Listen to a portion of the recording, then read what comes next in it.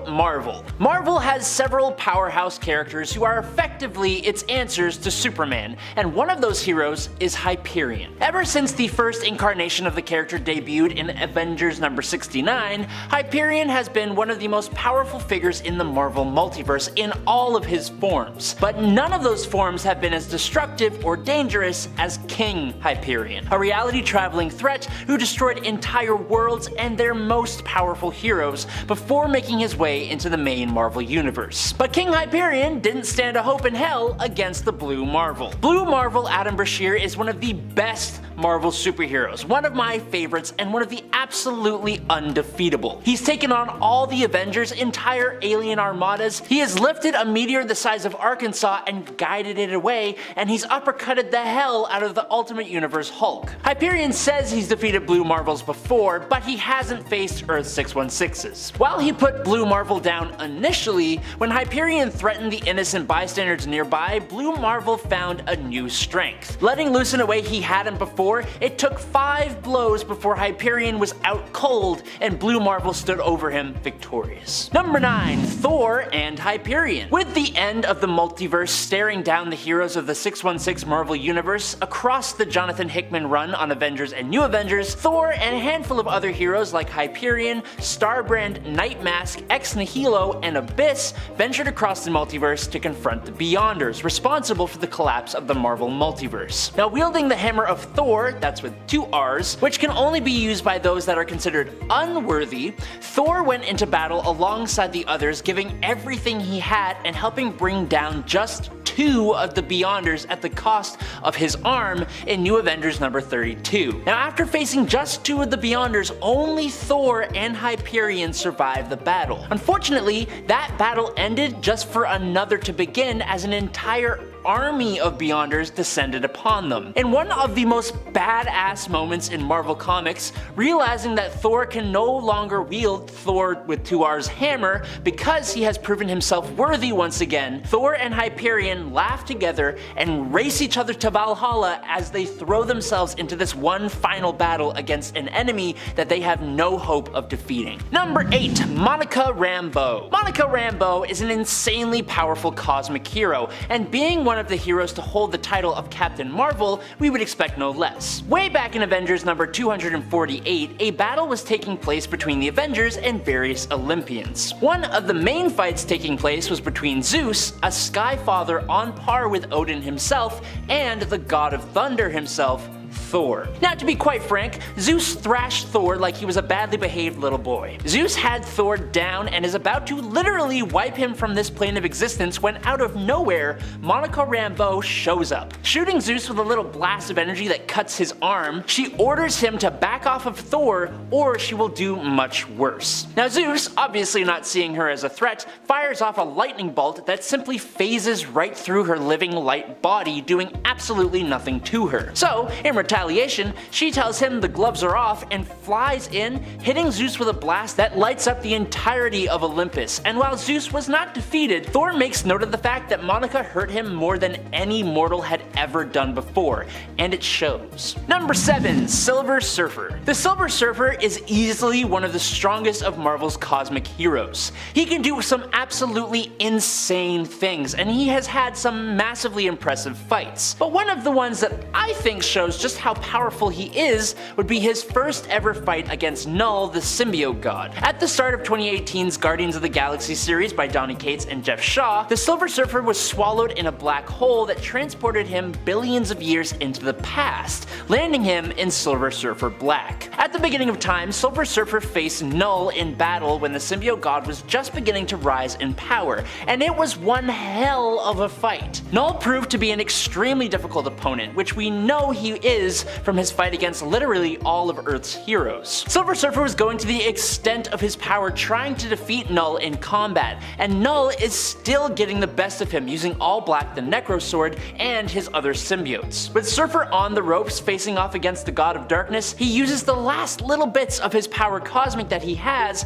to create an entirely new sun point blank in front of Null's creepy little face. While he knows it doesn't defeat Null permanently, it does defeat him for the time being, and it's just super awesome. Number 6. Superman. In Superman number 127, we are introduced to Titano the Super Ape. Now he started off as a smart ape named Toto that was sent into space, but then was accidentally exposed to radiation from 2 colliding meteors. Now this, for some reason, grew Toto into a massive King Kong style ape who is now named Titano, and it also gave Titano the ability to fire rays of green kryptonite out of his eyes. I don't know. Obviously that is a big problem for Superman, who couldn't really get in close to this super cryptovision ape. But luckily, Superman's girlfriend is able to trick Titano into wearing lead sunglasses that stop the kryptonite rays, at which point Superman just picked up the giant super ape and threw him back through time. Superman chucked his super monkey through time back to the prehistoric era where he could interact with dinosaurs. Yes, Superman is so strong that he can literally throw things through time. He's also thrown Jimmy Olsen through time before, but who cares? This is a giant ape. Number 5. Franklin Richards. While he may not be considered entirely a cosmic level superhero, Franklin Richards, the son of Reed Richards and Sue Storm, is destined to become a key factor in the cosmic landscape of the Marvel Universe. His power to warp reality is so great that he has created entire pocket universes. Now in one reality, appearing in Fantastic Four Volume 1 number 604, Franklin appeared as an adult and we saw a glimpse of just how powerful he can be. In the story, a grown Franklin and Valeria Richards worked together with their grandfather Nathaniel Richards to travel into the past to influence their younger counterparts and to help fight against the mad Celestials that were threatening the entire world. Galactus was called on by the Fantastic Four to help, and although he brought down one Celestial, the others combined their power and were too much for Galactus to handle. Enter Franklin. Restoring Galactus and imbuing him with enough cosmic energy to stand up to the Celestials, Franklin turned Galactus into his own herald, defeating the Celestials and then being humble enough to give up that power after the fight was over. All the other heroes could do was just look up into the sky and watch in awe. It was actually kinda epic. Number 4. John Stewart Green Lantern. A Green Lantern's power ring is capable of almost anything, but even it has its limits. However, that didn't stop John Stewart from attempting to recreate an entire solar system in Green Lantern number 26. When reflecting on the destruction of the planet Zanshi and its solar system, which is an event that John blames himself for, the hero tried his damnedest to try and bring the world back with just his ring. He broke past the programming of his ring and got pretty damn close to completely rebuilding the entire solar system. Unfortunately, such a construct was too much even with John's iron will, but the fact that he got so close shows how far a power ring can really go when effort is put into it. But let's try one even more than that, shall we? Yeah. Number 3. Hal Jordan. Hal Jordan was possibly the greatest Green Lantern ever, according to the comics at least. But in the 90s, that kinda changed. After the death of Superman and the subsequent reign of the Supermen, Coast City, Hal Jordan's home, was destroyed. This completely changed the Lantern, and he completely broke the programming of his own power ring to revive the city. He created the entire city's layout with all of its buildings, parks, streets, everything. But it wasn't quite right. It wasn't the same. It needed life. So Hal went completely against the Green Lantern's rules and made constructs of all the once living inhabitants of Coast City, millions of people. When the Guardians of the Universe tried to stop him, he completely snapped. He went off the handle, ending the lives of every Green Lantern and naming himself Parallax. Hal became a threat to the whole DC universe for like a decade before eventually sacrificing himself. Sure, he went bad, but he absolutely did not hold back against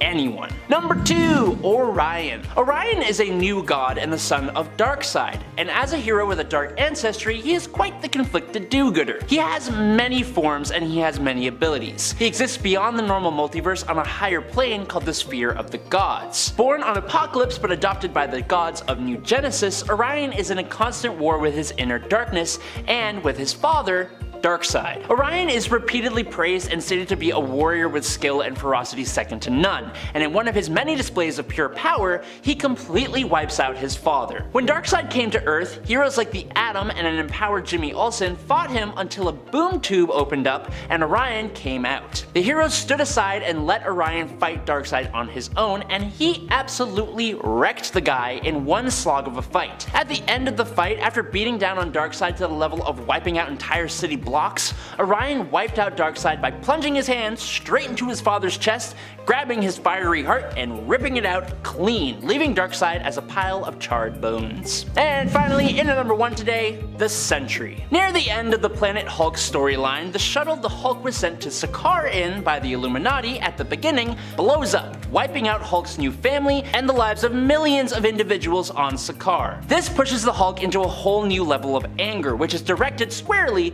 at the Illuminati. So he headed to Earth with his war sworn. When he got to Earth, after quickly stopping at the moon to wreck Black Bolt, he headed to New York, giving the city a time limit to be evacuated, and when that time limit stopped, he defeated everyone who was left. Iron Man and the Hulkbuster, the Avengers plus their tower, the US Army, the X-Men, Fantastic Four, Juggernaut, Doctor Strange using the power of Zom, and the Ghost Rider, all while saving innocent bystanders. He then threw the Illuminati members he captured into the ring against each other, sparing them only as he sought justice, not to end lives. Well, the Illuminati had one last-ditch effort to stop the Hulk: the Sentry. Coming in against probably the only being who could take it, Sentry unleashed almost everything he had against the Hulk, leveling city blocks and causing a massive column of fire. These two went blow for blow over and over until they both used up so much energy that they reverted back to their regular human forms, with a depowered Bruce Banner getting in a final punch to bring Sentry down. At number 10, it was just an accident. In one event, Spider-Man accidentally caused the demise of Agent Charlemagne. She put herself in harm's way, intercepting a blow meant for Wolverine, leading to her tragic demise. This incident weighed heavily on Spider-Man's conscience, leaving a lasting impact on him. Despite encounters where he unintentionally caused demises, Charlemagne's loss affected him profoundly, marking the first time he ever felt directly responsible for taking a life. Spider-Man struggled with guilt and remorse, grappling with the weight of his actions, unable to forgive himself for what happened. This experience added a layer of complexity to his journey, highlighting the emotional toll and ethical dilemmas heroes face when confronting the consequences of their actions. At number 9 is his fight against Firelord. Firelord is a cosmic being who's held his own against some heavy hitters like Thor, the X-Men, and even went toe-to-toe with the Phoenix Force. But in one instance, he clashed with Spider-Man in Amazing Spider-Man number 270. Spider-Man had a different approach, opting to outsmart rather than overpower. He led Firelord on a wild chase through the city, trying unconventional methods to take him out, like luring him into a building set for demolition, or a gas station to explode and exploit his powers. Despite the relentless effort, none of these ploys managed to take Firelord down. The most unexpected strategy of all was simply to, well, punch him a lot. Spider-Man's persistence paid off, and through a frenzied attack, he inadvertently triumphed. So much so that the Avengers had to actually step in and intervene, pulling Spider-Man off of Firelord's body. If you're enjoying this video so far, please support the channel by pressing like, subscribing to Top 10 Nerd, and ringing that notification bell. At number 8 is the Back in Black story, where Spider-Man's shift back to his black costume marks a darker turn. Discovering Kingpin's role in Aunt May's assassination attempt, Peter Parker unleashes his hidden strength. He abandons his usual wit, publicly confronting and absolutely brutalizing Kingpin, revealing the immense power he often restrains against his weaker foes. Spider-Man goes as far as threatening Kingpin's life if he ever endangers the Parkers again, a stance he takes to the extreme in a separate reality explored in the What If series. This narrative showcased Spider-Man's capacity for extreme actions when pushed to his limit, emphasizing the consequences of his unparalleled strength when gone unchecked. At number 7 is the iconic Superior Spidey versus Scorpion. During the Superior Spider-Man comic arc, where Dr. Octopus seizes control of Spider-Man's body and unleashes a devastating punch that cleanly knocks the jaw off of Scorpion. This punch, almost effortless for Peter Parker, shocks shocks Doc Ock, revealing the immense power Spider-Man had concealed this whole time. It's a stark revelation that Spider-Man had been restraining his immense strength all along. It dawns on Dr. Octopus that Peter Parker was holding back in their battles, a realization that astounds him. The notion that Spider-Man in his kindness or self-restraint had refrained from using his full force against adversaries left Doc Ock surprised at the level of power at Peter Parker's disposal. At number 6 is Morlun. In 2001's The Amazing Spider-Man, a grim brawl unfurled between Spider-Man and the villain Morlun. Unlike his usual foes, Morlun fed on spider essence, making this encounter particularly dangerous for Spidey. But aware of Morlun's weakness to radiation, Spidey weaponized his own tainted spider essence against him,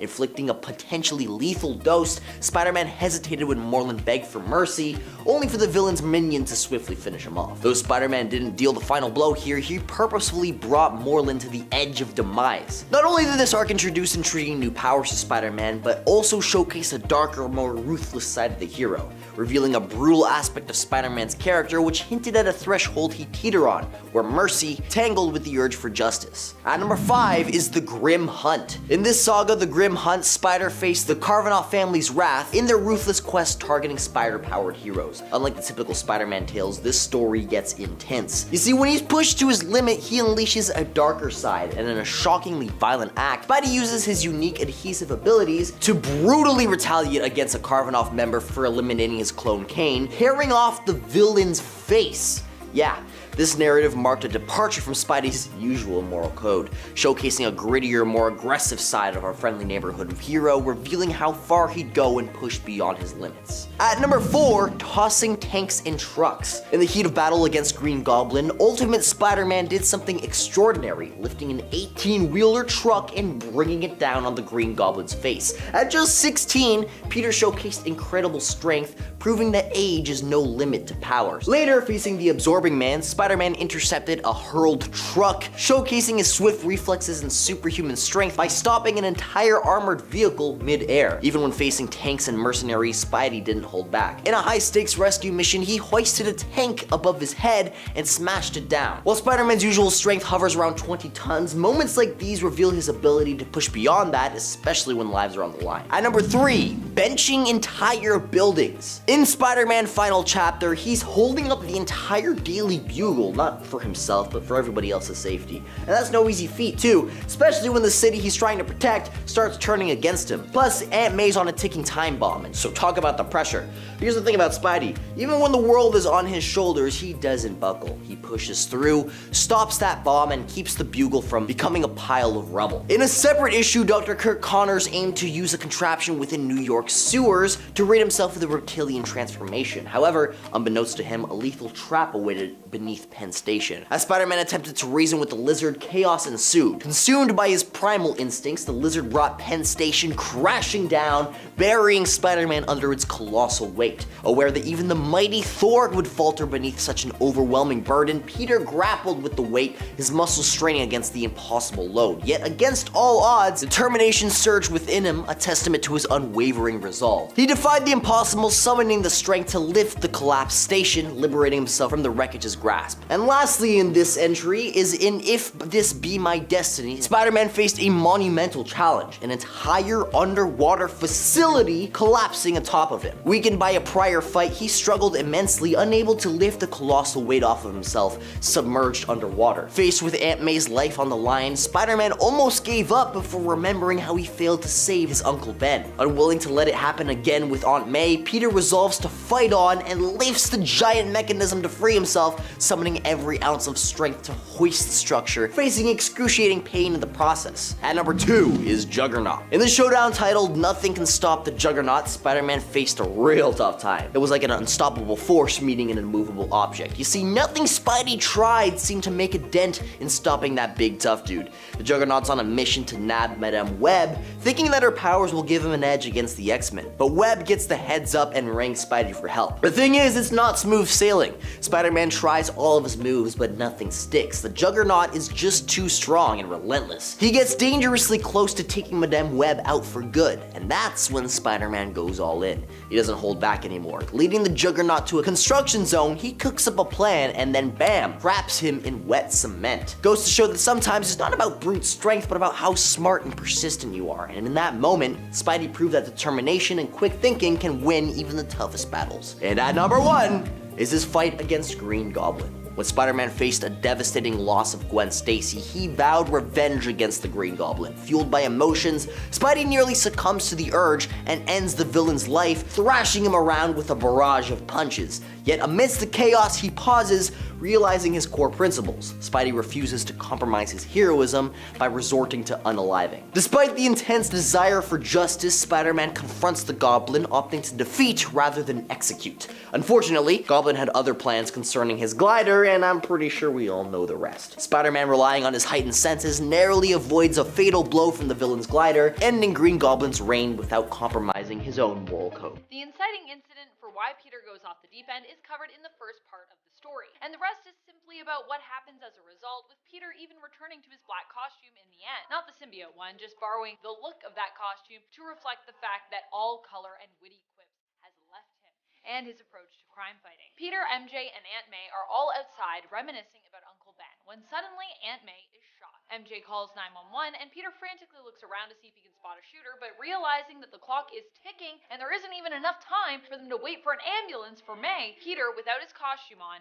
swings his way through the city and delivers her to the hospital. Meanwhile, in prison, the Kingpin receives a cryptic message from a police officer and shares his favorite quote that Euripides from the play Medea speaks.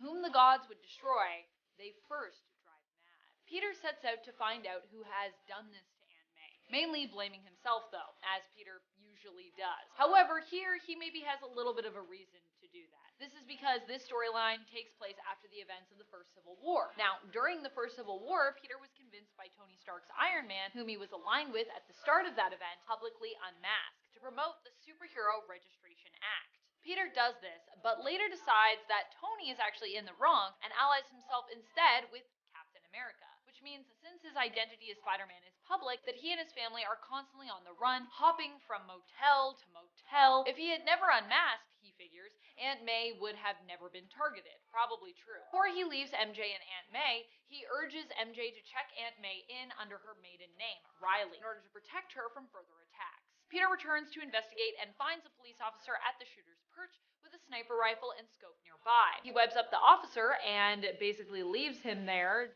just taking the scope with him, on the trail of who supplied the weapon. He finds an illegal weapon sale going on and he breaks it up, still in his civilian clothing. When Peter interrogates one of the men involved and he hesitates to give Peter the answer Peter's looking for, Peter breaks his hand. Back at the hospital, MJ visits Aunt May, whose status is critical. The doctors tell MJ that May is in a coma and that due to her old age, she is struggling to heal even with the help of the machines they have her hooked up to. As a result, they are almost certain that she won't make it. Peter swings his way up to the top of a tall building to retrieve something. This item is all webbed up, but he undoes the webbing to reveal his cloth black suit the Black Cat made for him, which he initially stopped wearing because he felt it sent the wrong message. He once again dons this suit, as I said earlier, and vows not to rest until he kills the person who is responsible for the attack on Aunt May, and finally get his revenge. In his hunt to track down Aunt May's shooter, he learns that Jake Martino was the one who purchased the specific scope he found at the scene of the crime. He discovers this after throwing one of the arms dealers that he's questioning out of a window, catching him at the last second with a thread of webbing, prompting the man to reveal the buyer as Jake. Initially, this guy didn't want to answer his questions, but throw someone out a window, all of a sudden they're changing their tune. Peter then tracks Jake down and beats him brutally, even breaking his arm. Right when Jake is about to name who hired him, however, he is shot in the chest. The person who shot Jake gets away, but Peter manages to at least hit him with a spider tracer. An ambulance arrives to take Jake to the hospital, and Spider-Man goes along with him. But unfortunately, Jake dies before he can answer the questions he was about to answer before he was tragically shot in the chest. Once at the hospital, Peter runs into MJ, who passes on the tragic news that the doctors gave her. May is not going to make it. Heading back out, Spider-Man tracks down the shooter who got away just as he's on the phone with someone. Peter webs up his mouth and listens to who is on the other end, hearing the voice of Wilson Fisk, aka the Kingpin. Fisk then asks Peter what he can do for him, and Peter responds that, well, Fisk can die. After learning who was on the phone, Peter questions the shooter, who we learn is named Jim. He finds out that Jake was actually hired to shoot Peter, not May. Spider-Man then asks why Jim shot Jake, and the man simply says that he knew something that Wilson Fisk didn't. But as to what, he doesn't know. That's all he knows. Meanwhile, back in prison, Fisk is approached by the same police officer as before. This time, Fisk has a favor to ask of him. The police officer says he'll do whatever Fisk asks as long as it doesn't break the rules. Wilson Fisk responds by saying what he is asking is beyond the rules, then smashes to pieces the desk he has in the cell and reveals that it is filled with millions of dollars in cash. He tells the officer to divide the money amongst the officers in the prison. The officer frees Fisk, and Wilson asks him to bring Fisk's usual attire. Peter takes Jim down to the sewers and ties him up, leaving him to the mercy of the rats. As Peter talks about the food chain threatening Jim, Jim becomes scared and pleads with Spider-Man, saying he'll do anything he wants. Spider-Man sees that Jim was really just another victim of Kingpin and decides not to kill him, but does tell Jim to spread the word amongst his friends to leave him and his family alone, or else. Then he leaves, heading back to the hospital to pay May another visit. Hoping that his healing factor will help her, he gives her some of his own blood via a transfusion. Finally knowing who is behind the hit, he heads to the prison in his black suit to finally confront the Kingpin. Upon breaking into the prison, Peter finds Wilson surrounded by other inmates. He and Fisk fight, and Kingpin taunts him for believing in the greater good. This pushes Spider-Man to a breaking point, and he beats Fisk to within an inch of his life. He says that while Spider-Man will not kill him, Peter will. Unmasking, Peter taunts and torments Fisk, saying how easy it would be with his super strength to crush Fisk, and even threatening to suffocate Fisk by shooting his webbing up Fisk's nostrils. Eventually, Kingpin shouts at Peter that if he really is going to kill him, then he should just do it now and be done with it. However, Peter responds that he won't kill him, at least not yet. He says he has done one better by defeating him and proving in front of all the other inmates at the prison how weak Wilson Fisk is. He warns everyone in the prison that if any of them ever come for him or his family, they will end up like Fisk. And he also says that Kingpin's life is now tied to May's. If she dies, then Peter will return and finish the job. Peter then leaves the prison. A defeated Kingpin and all the inmates slowly and solemnly return to their cells. Following the confrontation, Peter and MJ are forced to confront the fact that while the hospital Peter brought her to is the best, they can't really afford to keep May there. They've been paying exclusively in cash, and it's only a matter of time before someone becomes suspicious. However, Peter is distraught at the thought of moving May, so MJ agrees that they can wait a little bit longer. Peter stays up all night talking to Aunt May, hoping she'll wake up and respond, but she never does. When he steals one of her blood work reports, he learns that his blood transfusion has basically made no difference. May isn't getting better. At this point, the police show up to ask some questions. Peter senses they are in trouble with his spider sense tingling, and he is able to hide, turn off the lights, and incapacitate the officer so he, MJ, and May can escape. They illegally transport May to a new, more affordable hospital in order to protect all of their identities. This really was one of Peter's darkest eras, to be honest. Even by the end of this story, we're left with a pretty bleak resolution.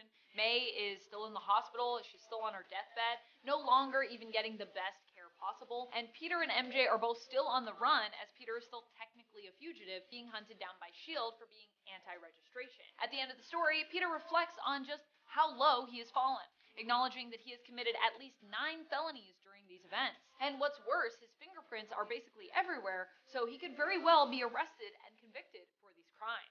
In case you also wanted to give this story a read as it was written, you can check it out.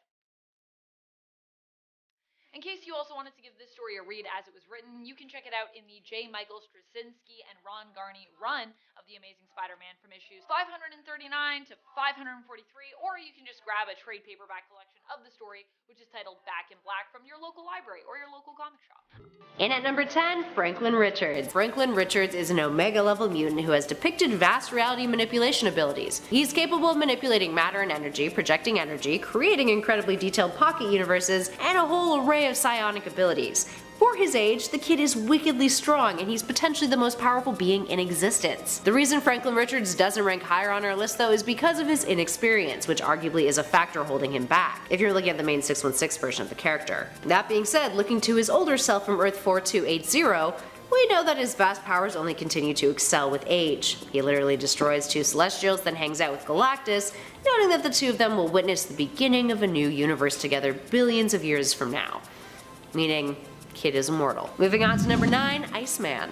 Iceman Bobby Drake is a curious case. For starters, this early initial member of the X-Men had a much more limited range of powers back when he was first introduced. For the most part, it consisted of him being able to turn his body into an ice form and then freeze the air around him in order to make ice constructs. But in the following years, he got a serious power upgrade. Emma Frost would eventually take over his body, real briefly, unlocking a variety of different skills his powers entailed, all ones that Bobby had never pulled off himself, dropping him into Omega level territory. He would ask Emma to train him, but she refused. Overall, he is a case of a character who hasn't really applied himself, which is him holding himself back. He also held himself back because of other insecurities too, including his sexuality, something that was dabbled in more recent comics. Moving on to number 8, Gladiator. Gladiator's potency of abilities is dictated by his levels of confidence.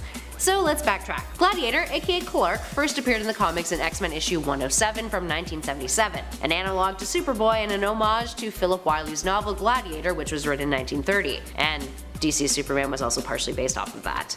Fun fact, Clark is actually a combination of Kal-El and Clark Kent. And his powers? Well, get ready for an impressive list here. He has superhuman strength, speed, stamina, agility, reflexes, and durability. Flight, psionic abilities. He is strong enough to shatter a planet, capable of withstanding heat emitted from the Phoenix Force, has heat vision hotter than a star, and his warp speed flight allows him to move 100 times the speed of light, moving across galaxies before Heimdall could even blink in Mighty Thor issue 15 from 2016. But all of that is moot depending on his confidence levels. His powers decrease or increase based on his confidence and self-esteem, meaning he is technically his own worst enemy. In at number 7, Zatanna. Zatanna is yet another character held back by her confidence levels. The difference between her and Gladiator, though, is that her lack of self-esteem has actually caused the character to completely depower herself in the past, and plays out as much more of an ongoing struggle in the comics. Zatanna is a magical superhero who inherited her gifts from her father, allowing her to not only cast spells but manipulate magic as well. If her self-confidence is weakened, her abilities become hindered. In the past, due to a series of mistakes that she had made, she became completely powerless for a time. And at 6, Captain Atom. Captain Atom is a case of a hero who is already quite powerful but is limited by his own fears that if he were to fulfill his full potential, he may lose his humanity. Talking Dr. Manhattan style here. So Captain Atom, in theory, has no limit to his powers. His abilities come from his atoms continuously splitting and reforming, which gives him an infinite amount of power, limited only by his willpower and his imagination. He can manipulate energy, is self-sustaining, has super strength that matches that of Superman's, and can travel faster than the speed of sound.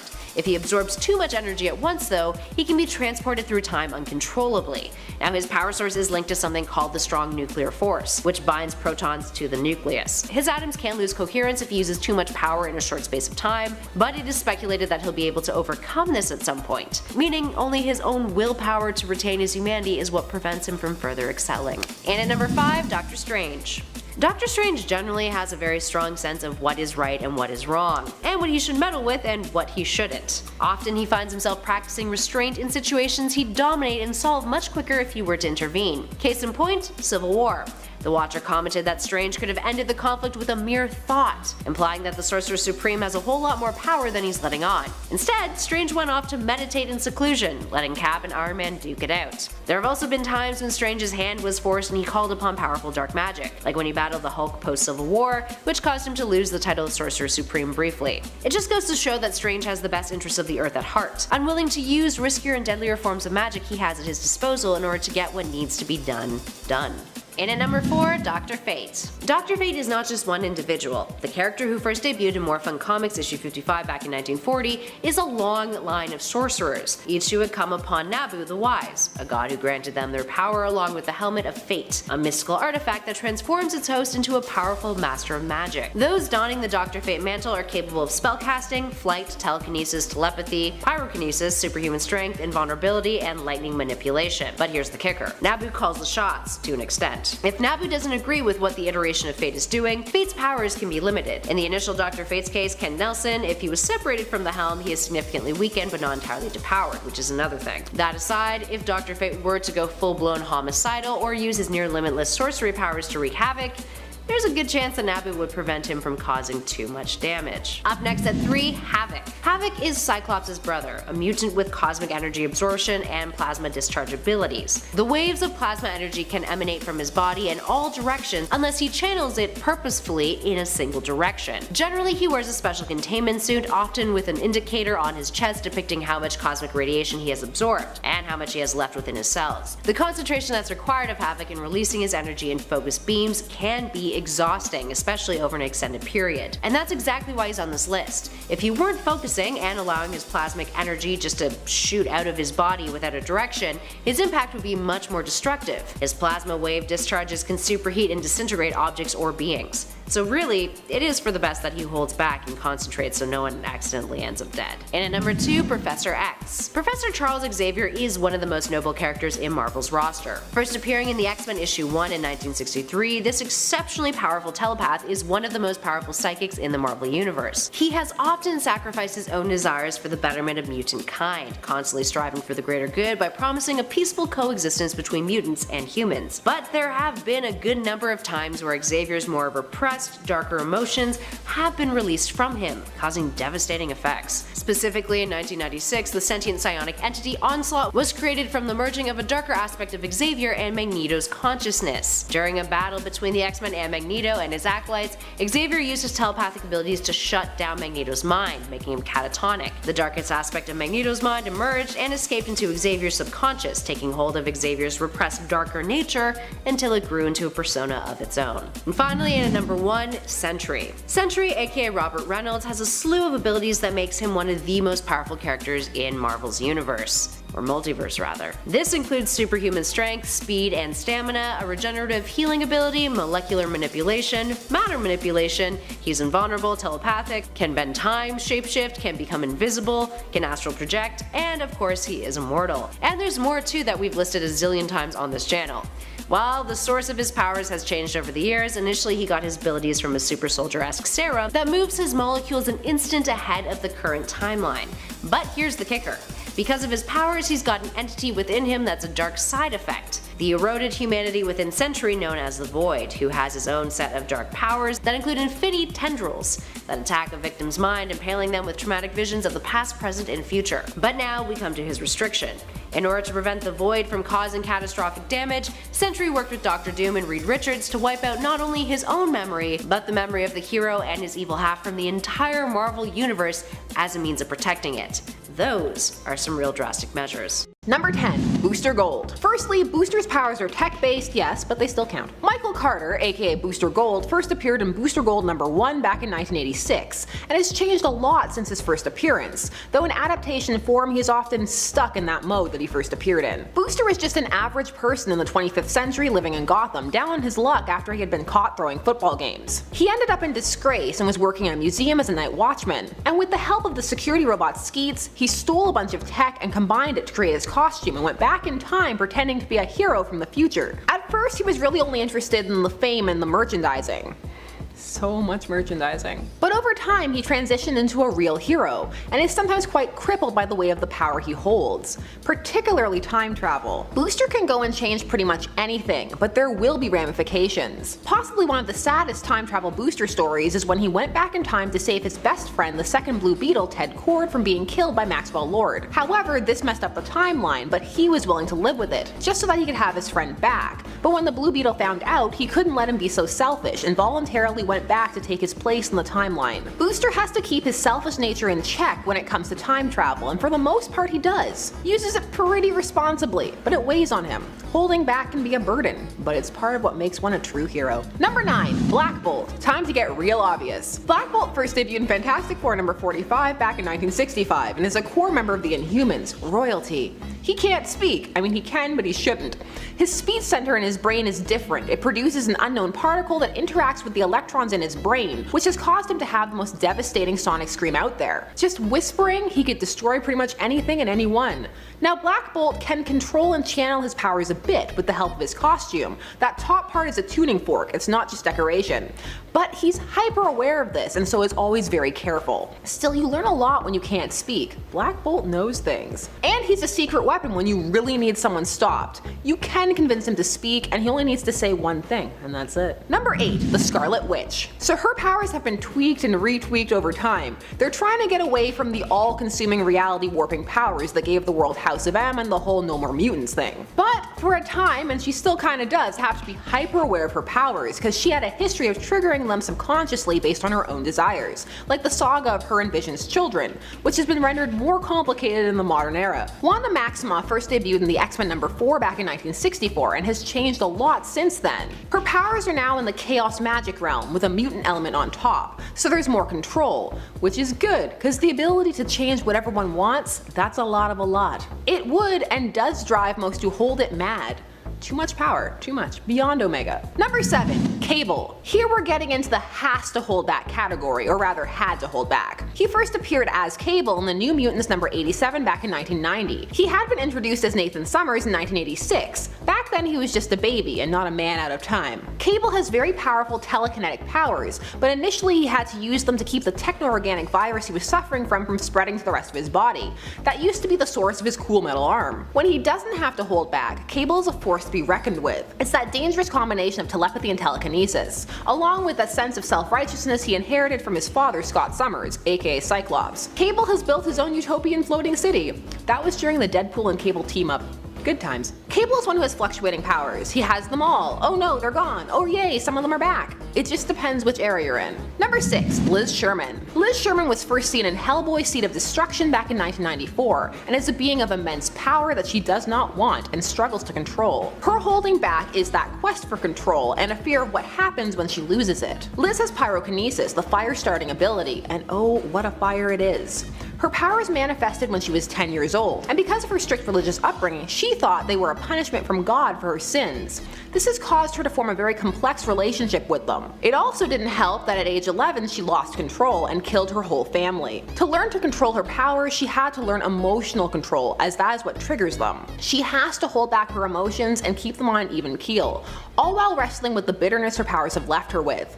Not fun. Number 5, the Flash. Any of them, doesn't really matter which. They're always holding back. Their natural speed is now fast. It's not the normal speed that the rest of us are moving at. They're just constantly moving through molasses to make us feel comfortable. Cause if not, it'd be like the Reverse Flash, how he just lets himself vibrate, which is terrifying. Just slightly out of phase. Always kind of crackling, red eyes. But the Flashes don't do that, because they're nice people. Still, there is a sadness to it, and it makes their good cheer more impressive. To always be being a bit out of step, having to be patient always as the people around you move as fast as they can, but it'll never be fast enough for you.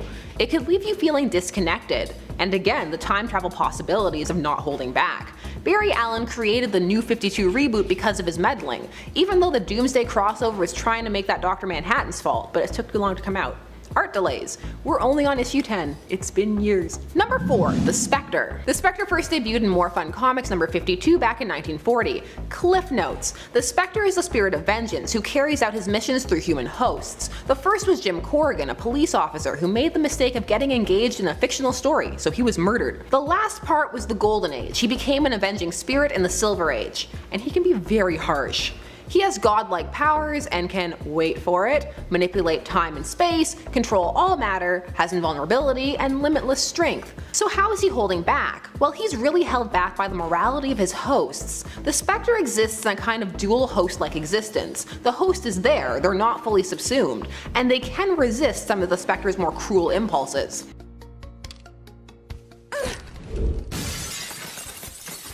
You can't kill a dead man. The guilty must be punished for their crimes. If they want to. Some hosts just go with it. Corrigan is notable for this. Hal Jordan was also a host for the Spectre, and he always fought him. This was after Hal died redeeming himself by blowing up the sun. He was then the Spectre until he was resurrected. Also, he would still go on dates with Carol as the Spectre. It was kind of awful. She could never move on with her life until she did, and then he came back to life.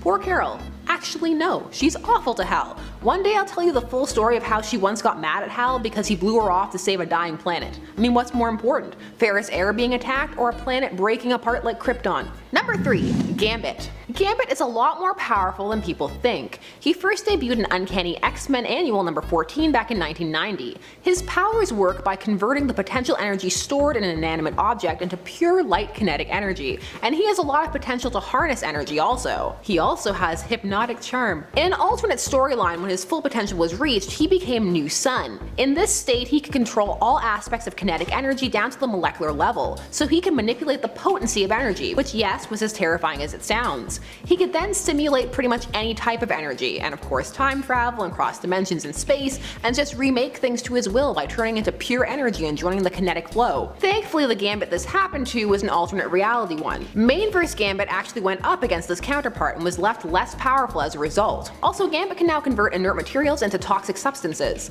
It's a good thing Gambit just likes throwing his playing cards, because he could kill us all. Powers on top of powers with X-Men, sometimes too much. Blame Grant Morrison and secondary mutations, and also the ever-sliding power scale. Number 2. Reed Richards. This is a case of a couple of things. Sometimes he forgets about his abilities because he defeats his enemies more with his intellect and inventions. Another way he's holding back is that he can be a lot more devilish than he is in terms of proactively destroying threats, but the only thing holding him back is what Sue would think. We've seen this a few times. There was a what if story. What if Sue Storm died in childbirth, and after she dies, Reed just goes off the deep end, murdering their villains, claiming she was the only thing stopping him, but with her gone, what's the point? The sketchy things he also does behind her back. The Council of Reeds when he joined that League of Alternate Universe Reeds, most of which had gauntlets. The whole Illuminati thing. So his family and love, but specifically Sue, is all that's keeping Reed in check. She can't leave him for Namor, and Namor's been trying hard. He even told Reed he was trying, but that she wouldn't leave. The modern Fantastic Four run is trying to pretend Sue and Namor aren't a thing, for some reason. But I'll never forget. Bearded nice guy Reed? We'll see how long that lasts. Number 1. Superman. Hey, obvious, but he deserves it. The Man of Steel is always holding back. The launcher of the golden age of both heroes and comics has seen his powers grow a lot since his creation in 1938. His strength and potential are held in check by his inherent goodness and belief in humanity. When he uses his full potential, we usually end up with a dark Superman. Somebody mentioned it in the comments of part 1, and I was going to mention it anyway, but one of the best examples of this is from the finale of the Justice League Unlimited when Superman fights Darkseid and gives his famous "I feel like I live in a world of cardboard" speech. I feel like I live in a world made of cardboard, always taking constant care not to break something, to break someone. Never allowing myself to lose control, even for a moment, or someone could die. Superman has been holding back since he was a child. At this point, it's a habit, second nature, and thank goodness for that. The world couldn't handle a Superman always using his full power set, no matter how much kryptonite Batman has. Side note, does anyone else remember that story where Bruce helped Clark find and destroy all the kryptonite in the world? I was like, aw, sweet, and also like, that would never happen simultaneously. Number 10. Robin. Perhaps the most iconic sidekick in history is Robin the Boy Wonder, who is the young ward of Batman. Robin first appeared in 1940's Detective Comics number 38, less than a year after Batman was introduced. Taking inspiration from both Robin Hood and the Bird, Batman and Robin are as iconic and dynamic a duo as milk and cookies. The first and most well-known Robin is Dick Grayson, a former trapeze artist who was adopted by Batman after his parents were killed. Robin had a tendency in his earlier appearances to be constantly captured and needing to be rescued by Batman, an aspect of the character that was also present in his appearances in the 1960s Batman TV show, where he was played by Burt Ward. However, Dick Grayson and most of the other characters who have become Robin have since been written to be a valuable member of the team, rescuing Batman just as often as he rescues them. With the introduction of the third Robin, Tim Drake, it was also revealed that part of the reason that Robin is so important is that he brings a bit of light to Batman's Dark Crusade, preventing him from being too dark and depressing. So I guess Robin does hold Batman back, but in a good way. Number 9. Rick Jones. When Bruce Banner was testing his gamma bomb, a young teenager named Rick Jones drove out onto the test site on a dare, unaware that he was about to get hit in the blast. Banner rescued him but was hit by the gamma bomb and transformed into the Incredible Hulk. So right off the bat, Rick held back Banner from ever having a normal life. He became the Hulk's sidekick for many years, aiding the Green Goliath and more importantly, doing his best to hold hold back the Hulk from destroying everything in his path. He is also in frequent need of rescue, but did eventually become the gamma-powered hero known as Abel. Rick has also served as a sidekick to other Marvel heroes over the years, including Captain America and Captain Marvel. Number 8.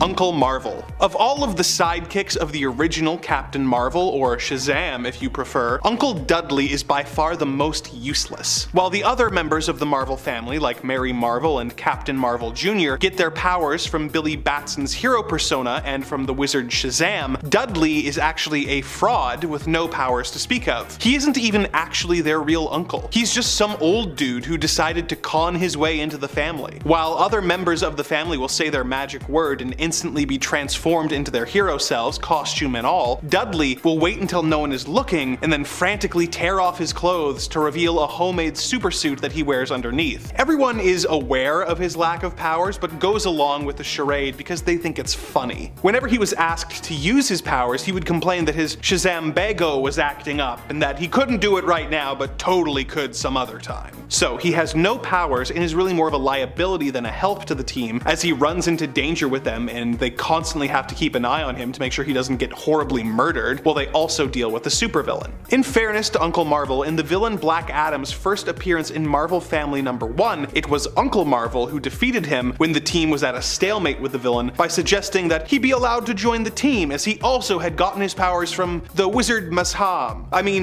Hashaz. No, I mean Shamhaz. This caused Black Adam to interrupt Dudley and fall into his trap by correcting him, saying, "You sputtering old fool, you mean Shazam!" causing him to be depowered and defeated by the Marvels. Number 7. Herby. This character is proof that Marvel having to deal with weird rights issues is by no means a recent thing. In 1978, Marvel was trying to get an animated series based off of the Fantastic Four produced. However, they had already issued the rights to make a movie based off of the Human Torch to another company, and therefore could not use Johnny Storm in their series. Needing a new 4th member of the team, Stan Lee pitched the idea of a cute robot sidekick to round out the team, and he had Jack Kirby design Herby in what would be Kirby's last contribution to Marvel Comics. Herby was eventually brought into the comics, where he was created by Mr. Fantastic as a robot to help him search for Galactus. Unfortunately, a villain named Dr. Sun was able to transfer his intelligence into Herby and could control the robot whenever he wanted in efforts to sabotage the Fantastic Four, making Herby a sleeper agent who was actually doing more harm to the team than good. Herby eventually sacrificed himself to defeat Dr. Sun, but various Herby robots have been built in the years since for the purposes of general work and of acting as a nanny for Franklin Richards. After the Fantastic Four removed his inhibitor chip, Herby lashed out, left, and joined the AI Army, a violent group working for the cause of robot liberation. Number 6. Moonboy. So Devil Dinosaur is from the dinosaur world of Earth 78,411, who was captured by a tribe of creatures who killed his mother and siblings and then tried to burn him in an attempt to appease an erupting volcano. The volcano caught the young T-Rex in its fire and turned him red, and he became known as Devil Dinosaur. He was aided by an early hairy humanoid called Moonboy, and the two became partners. Moonboy doesn't really do much or bring much to the table, and spends a lot of time providing moral support from the sidelines. He is occasionally captured, but overall he doesn't get much to do. I mean, how much help can a monkey man really give to a T-Rex? Number 5. Jimmy Olsen. Superman's pal, Jimmy Olsen, is quite often more trouble than he's worth, with him often being kidnapped by aliens, sent back in time, or forced to marry a gorilla. He has such a tendency to get himself in trouble, Superman had to give him a signal watch that would let him know whenever Jimmy was in trouble. When you consider how many people need help from Superman at any given moment, it makes you wonder how many people have died needlessly in fires because Jimmy has been turned into a human porcupine and needs help. To be fair, Jimmy has saved Superman's life a few times over the years and has been given superpowers at various times over the years, which he has used to be an effective hero, but he does slow Superman down with his constant need to be rescued. Number 4. Doby Dickles. Charles Doby Dickles is an old school cab driver from Brooklyn who was the sidekick of the original Green Lantern, Alan Scott. His nickname is actually Derby after the hat he's always wearing, but his heavy accent makes him pronounce it Doby. Doby. He was a skilled street fighter and a good driver with a love for his card, Goitrude. When acting as Alan Scott's sidekick, he would often wear a similar costume and be called Devastating Doby. Now, having a chauffeur character to help you get around isn't that weird. Hell, it worked for Green Hornet. But Green Lantern can fly. So when he hangs out with Doby, it's actually slowing him down. And it's not like Doby is useful enough to justify the delay. He has no powers, he's just a normal dude who attacks people with a wrench. He left the planet for several years after an alien princess named Princess Ramia married him, and the pair ruled the planet Murg, or as he calls it, Moig. Number 3. Wendy and Marvin. When Hanna-Barbera adapted the heroes of the DC universe for the small screen in the animated Super Friends show, which featured Batman, Robin, Aquaman, Wonder Woman, and Superman teaming up to fight crime, in an effort to give kids some characters to relate to and presumably forgetting that Robin was already a teenage superhero, the team was also saddled with 2 teenagers named Wendy and Marvin, and their dog, Wonder Dog. Wendy wasn't much help, and Marvin was a straight up idiot, but there they were, with no explanation, hanging out with the superheroes. As writers Timothy and Kevin Burke stated in their book Saturday Morning Fever, Wendy and Marvin were the ultimate degenerate form of the kid's sidekick, about as useful to the Super Friends as a burst appendix. They existed primarily to be rescued and to help illustrate the moral message of the week. Wonder Dog was a Fred Silverman-inspired dog sidekick, part of the shameful lineage which would eventually result in a later incarnation of Spider-Man being burdened with a little white Yap Yap dog. Silverman and other Kidvid producers had an idée fixe that the presence of a dog inevitably made a cartoon attractive to kids. The pair were so useless that they were replaced by the Wonder Twins in the next incarnation of the Super Friends. Number 2.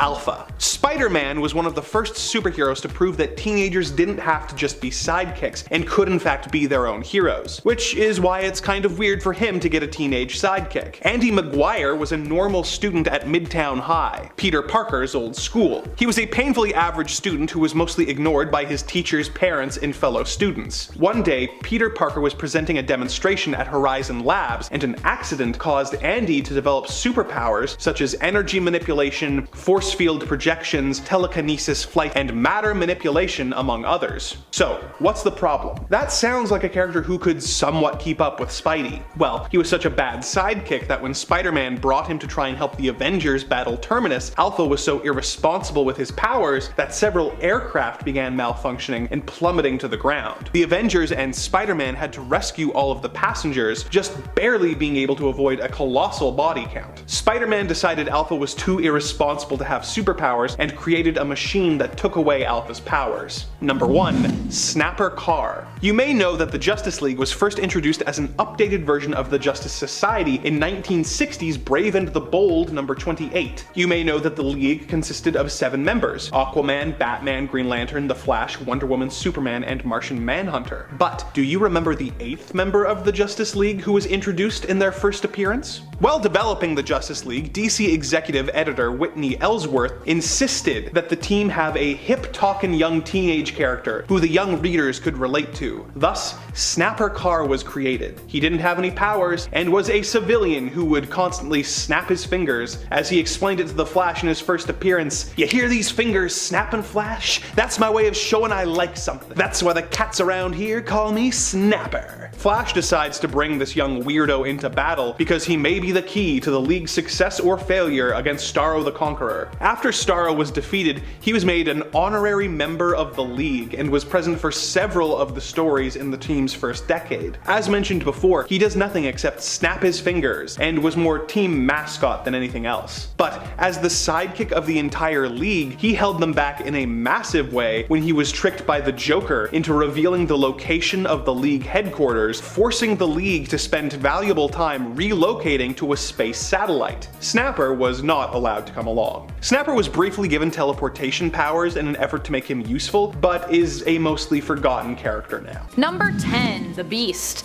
The blue bouncing beast is more known for his super intellect than his super strength, although really super strength is his real mutant ability.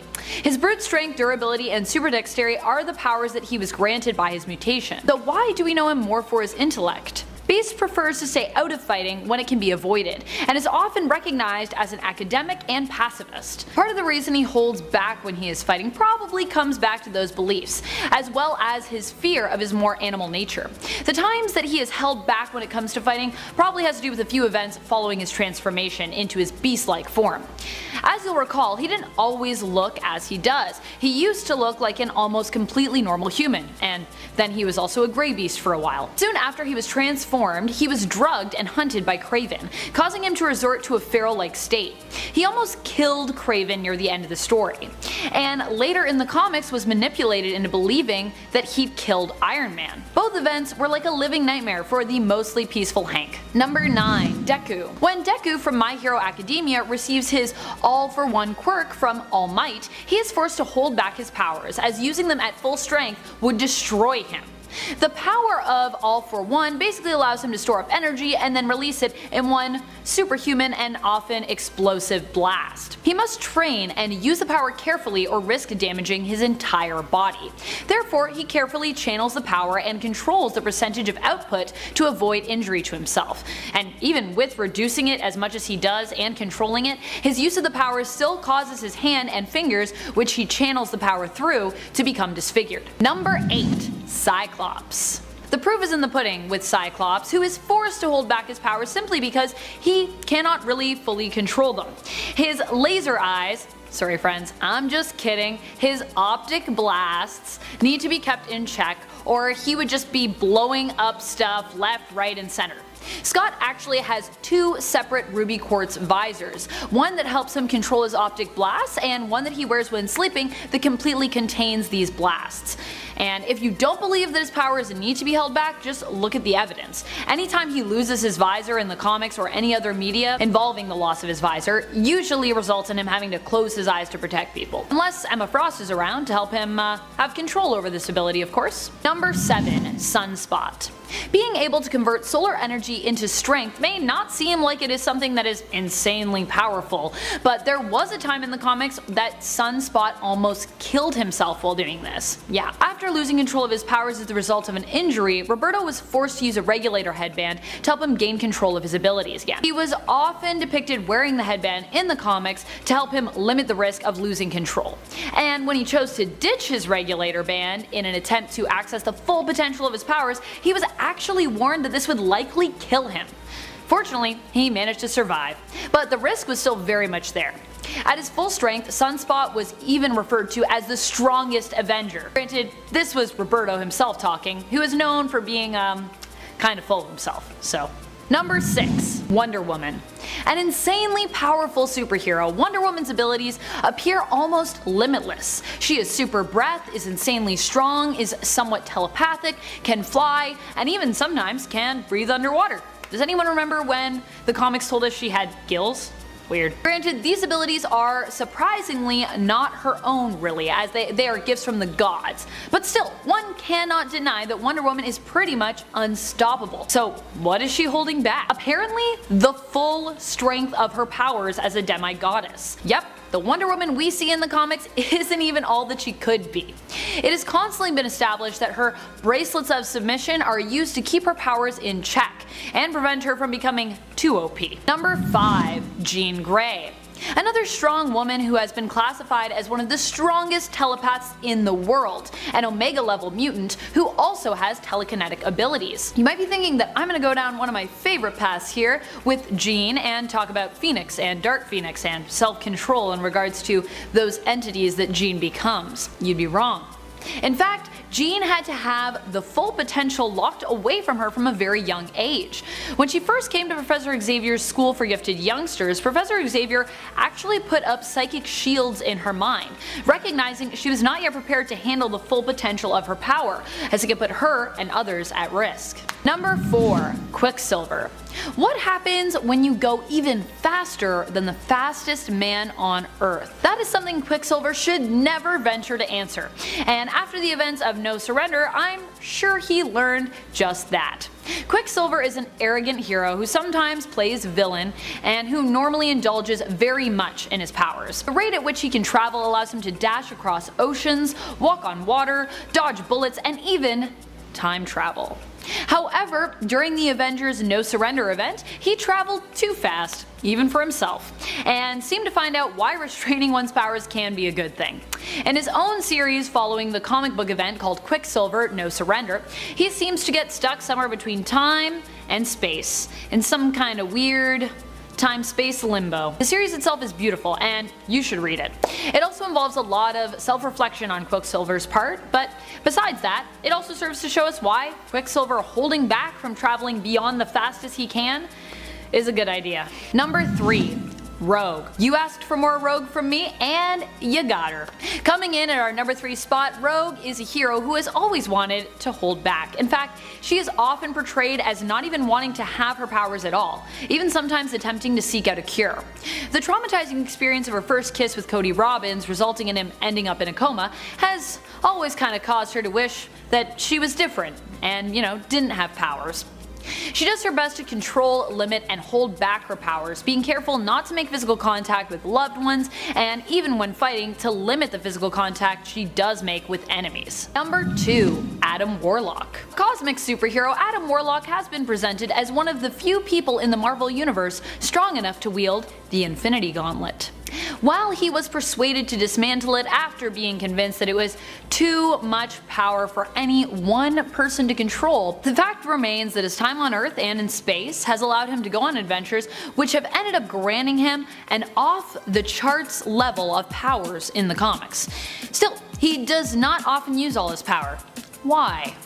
After using all his power to combine 2 timelines to close a fault created by one of the Inhumans' T-bomb explosions, he accidentally brings back a reality where he became Magus. As a result, there is a darkness that dwells within Warlock, and whenever he uses too much of his power, he risks releasing it. So in an attempt to keep Magus at bay, he is often forced to hold back at the risk of turning evil. Number 1. Dr. Manhattan. A hero who is referred to as a god in DC, Dr. Manhattan's powers grant him omnipotence.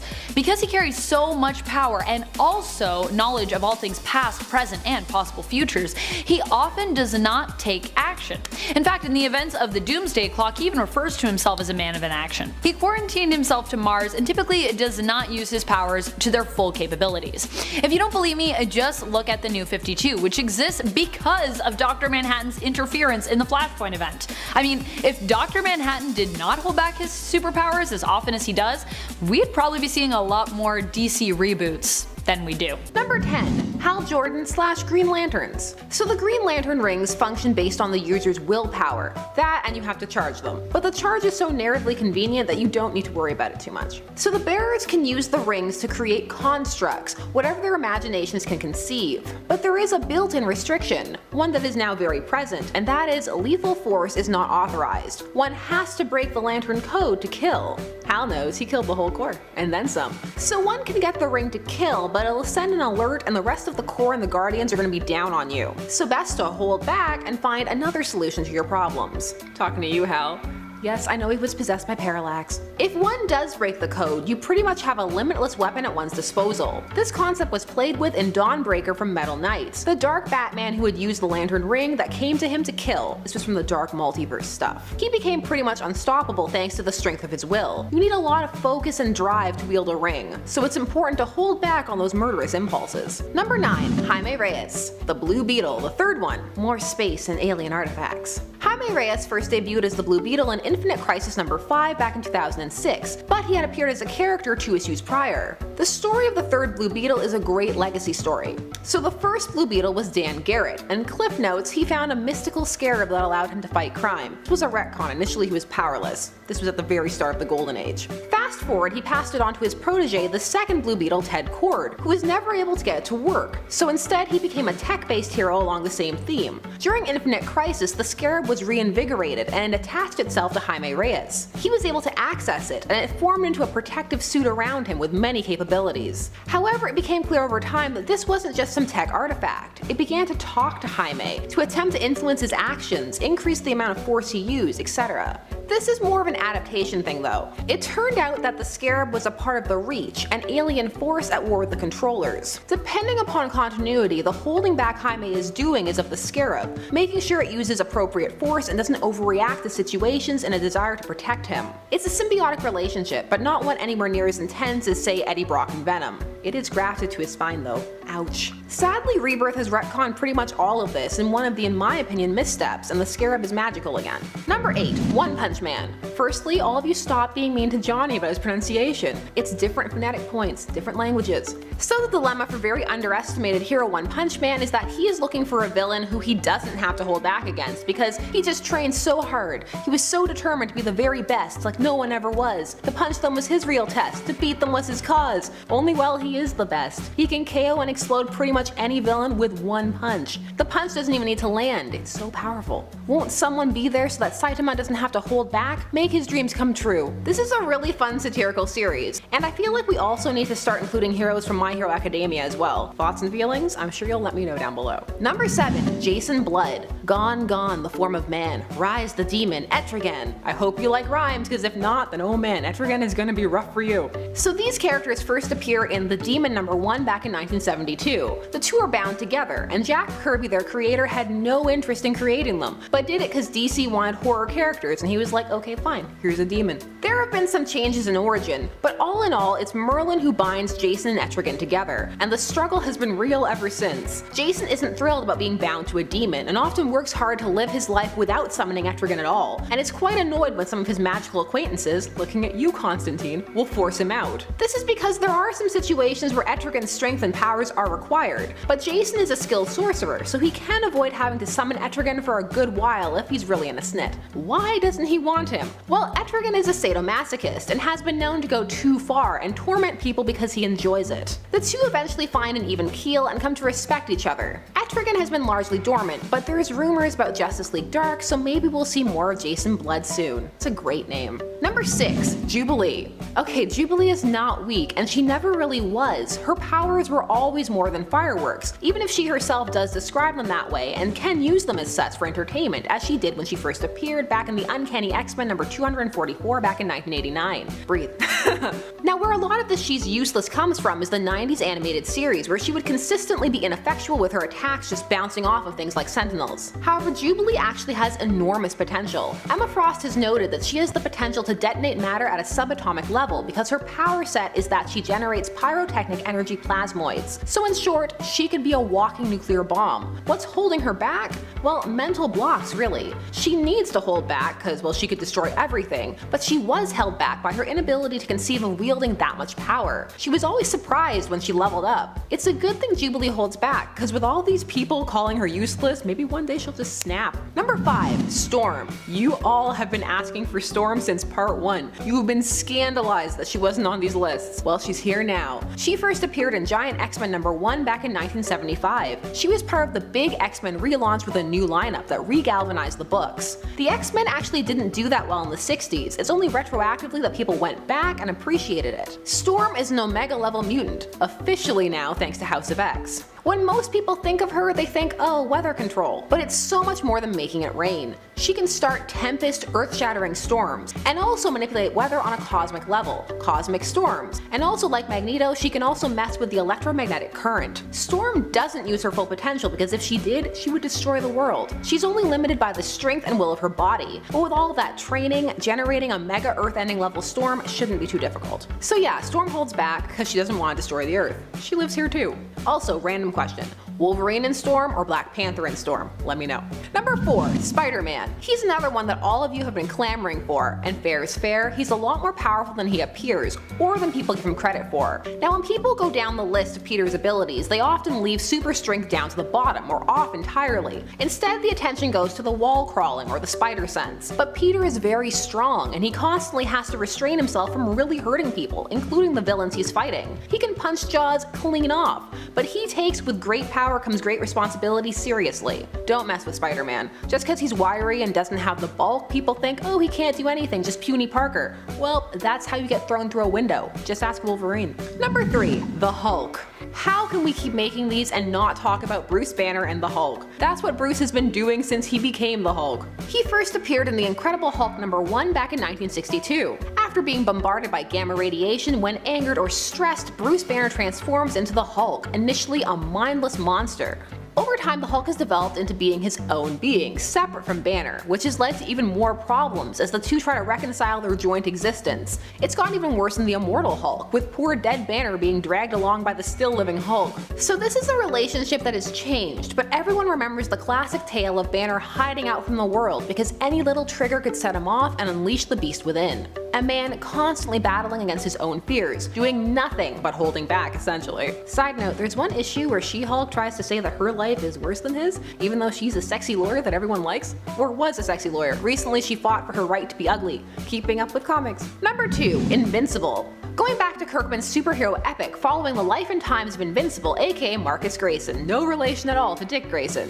Rick Grayson is dead to me. Invincible is the son of Omni-Man and half Viltrumite. He becomes one of the premier defenders of Earth after the betrayal of his father and the reveal that he was bred to be a weapon to conquer the world. He is incredibly strong, and at first he isn't even aware how much. His training with his father was just coming to a close when everything went down. If he doesn't hold back, he'll just beat his enemies into a bloody pulp, and he has on multiple occasions. Just a bloody mess, complete poundage, a level of gore that is heightened by the bright, happy way the books are drawn.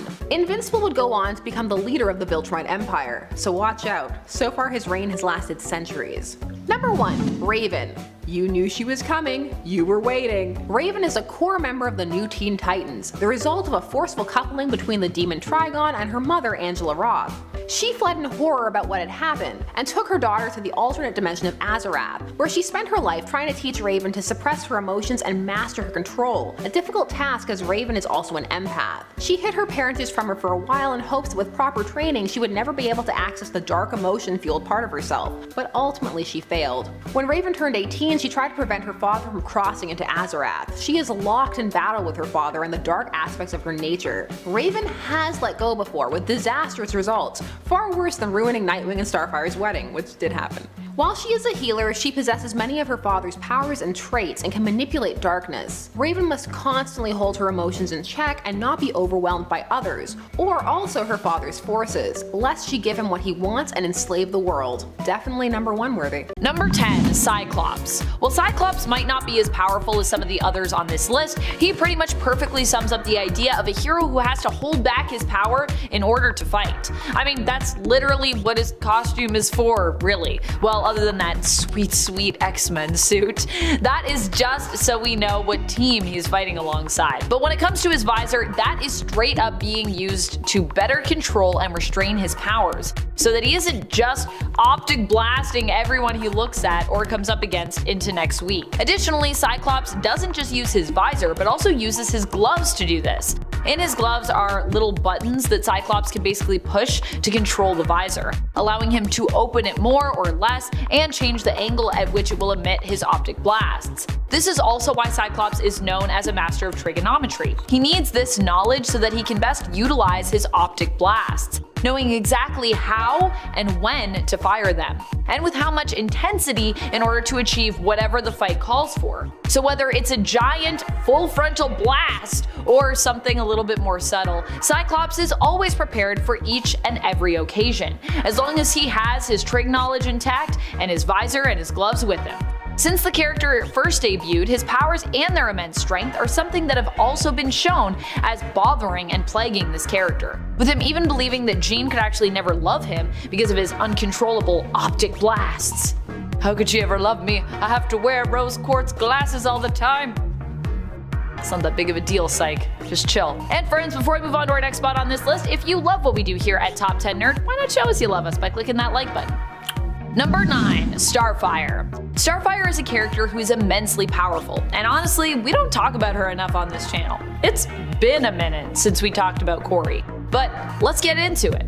The Teen Titans in general are an immensely powerful team. And now that they're no longer teens and are fully grown adults, being known simply as the Titans, they're even more powerful than they once were. Being in control of superpowers as an adult superhero is really, I think, all about knowing when to hold back.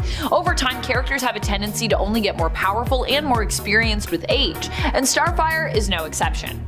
In the comics, even pre-Flashpoint Starfire in a fight against Blackfire acknowledges that she is indeed her sister's equal in terms of her power and prowess, saying that the only reason that she has not beaten her sister is because they have never fought as equals, despite being equal to one another. And her sister responds by saying that due to Starfire's caring nature, Kory often holds back, which is basically her weakness. At least, that's how Blackfire sees it. While Blackfire might see this as a weakness, I'm sure Starfire would actually see it as a strength, as it is also what makes her a hero. Sometimes in order to be a hero, you have to know when to restrain yourself, you know what I mean? Number 8. Gentle. Gentle is such a great mutant hero, one we honestly do not talk enough about. His power is so great that it's believed using it could actually result in him losing his life. As a result, Gentle was given vibranium tattoos, which allow him to better contain and control his powers. His powers grant him augmented strength. Despite his mutant name, Gentle can actually become insanely muscular, increasing in size and mass, and we don't actually know the limits of his powers yet, which is why they're also so dangerous. Using them is also really hard on Nesno's body, which could result in his death.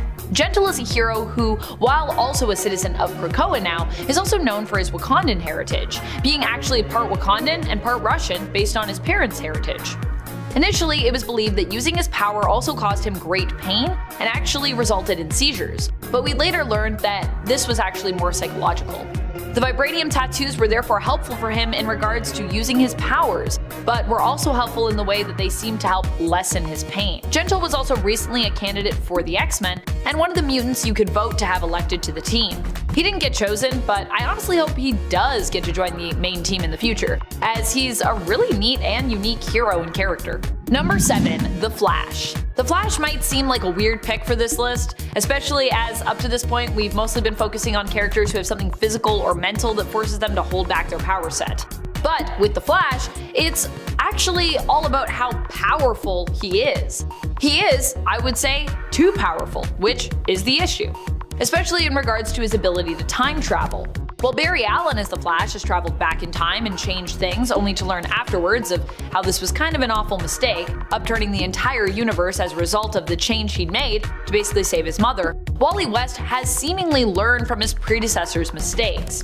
For that reason, Wally actually prefers not to get involved when it comes to time travel. He knows that to do so could possibly break the universe, and so has a tendency to be more reserved and much more careful when it comes to racing through the time stream. And even when his friend Hunter Zolomon had begged Wally to use his power to help reverse his paralysis by traveling back in time to prevent it, Wally actually refused. This is what prompted Hunter to become the villain known as Zoom, believing that Wally simply wouldn't help him because he'd just not known enough tragedy in his life, as Hunter had.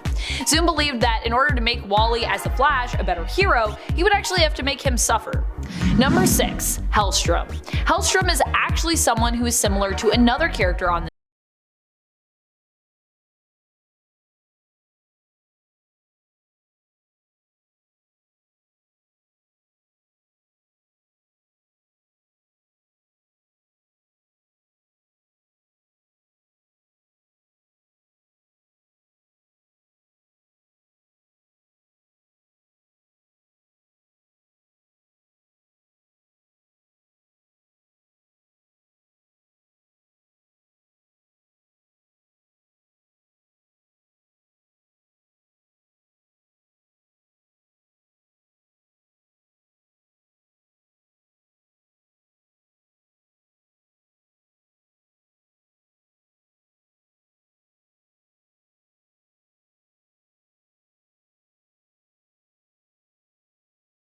depending on which persona he is leaning more towards at the time.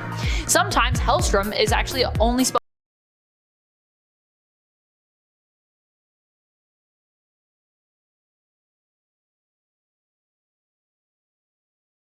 to fool anyone. Hellstrom has often struggled with unleashing the full force of his power, and sometimes, in fact I would say often, regrets its ties to Hell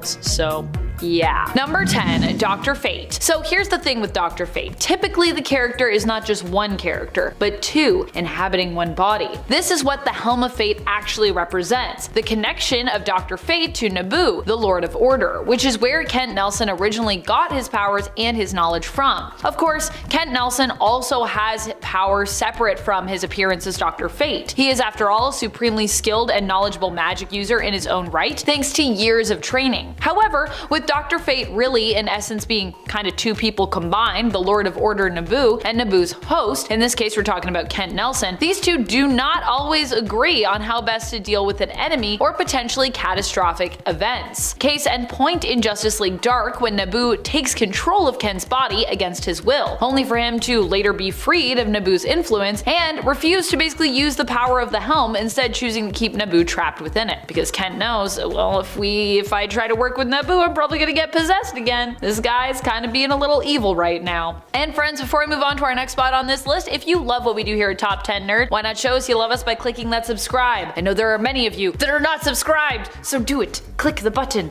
Do it. Number 9, Cyborg. In the Doom Patrol series, we literally saw just how powerful Cyborg is when it comes to using him as a pawn and manipulating him into attacking his own father. Mr. Nobody managed to trick Cyborg and ended up showing just how much potential he has when it comes to his ability to do harm. Cyborg actually would make probably a pretty great villain, to be honest, which is creepy. Cyborg in general usually has to be careful when fighting against enemies because he is super strong. In the comics and other media, he has also been portrayed as being in essence a master hacker, and as a result constantly decides to hold back rather than, just use his hacking skills to manipulate the world, which would kind of be, and sometimes that would be a little insidious. In the Snyder Cut, it's even alluded to that Cyborg is actually one of the most powerful people in the Justice League, with him being able to control all the banks and bank accounts of the world if he wanted. That's just part of what we get to see. Here he is shown as pretty much having access to everything technological, but being someone who chooses to use this power reluctantly and responsibly,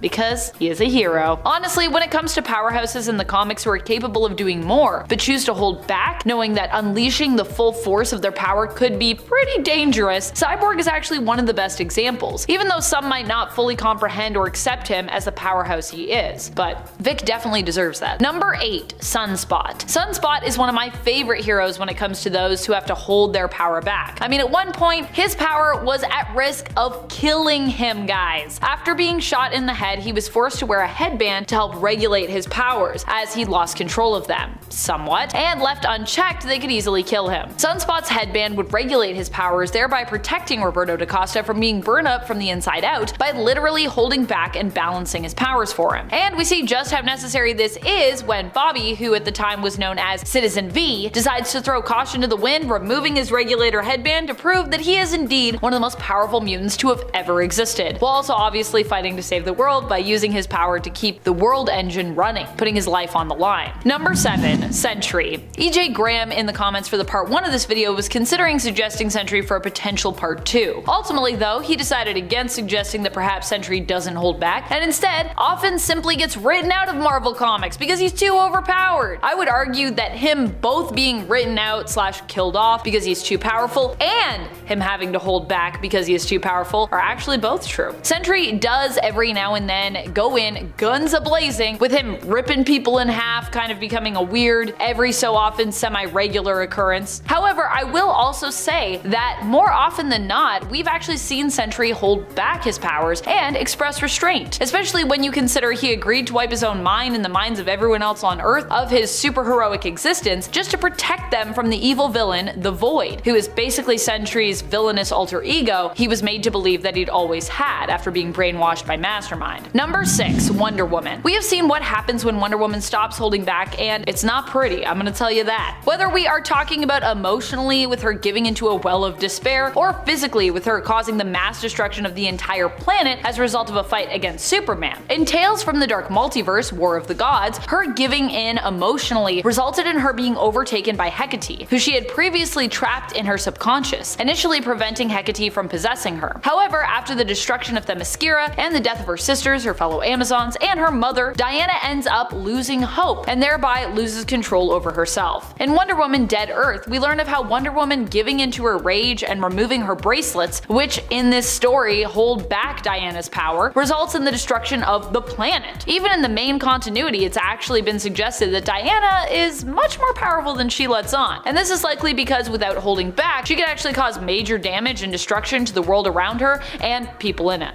Number 5. Storm. Storm has demonstrated restraint on multiple occasions when facing her enemies, and has proven time and time again how much of a badass she is in the comics. Recently, during the AXE Judgment Day event, Storm was one of the few people to survive Uranos' initial attack on planet Arakko, formerly known as Mars. This went down when Storm was the acting regent of Arakko, the planet and nation's leader. Storm is the only person I believe to have actually sat on both the Great Ring of Arakko and the Quiet Council of Krakoa at the same time, and she made this work for actually a pretty good while. In order to get her seat, she actually had to defeat the previous regent who held the seat of All Around Us, that's the name of the seat that she holds, Nameless, the shapeshifter queen. While Storm bested Nameless, she refused to kill her opponent, preferring to hold back and allow Nameless to live, forcing Nameless to actually curse Storm and choose to take their own life rather than simply admitting defeat. Number 4. Black Bolt. Black Bolt is a character who is so powerful, half the time just the threat of him using his power is enough to stop those who oppose him from basically messing with him. Black Bolt's power first manifested at birth, as his mother and father exposed him to Terrigenesis before he was even born as part of an experiment to see, kind of what that would do. This, along with his immensely powerful genetic makeup, resulted in him being born as one of the most powerful Inhumans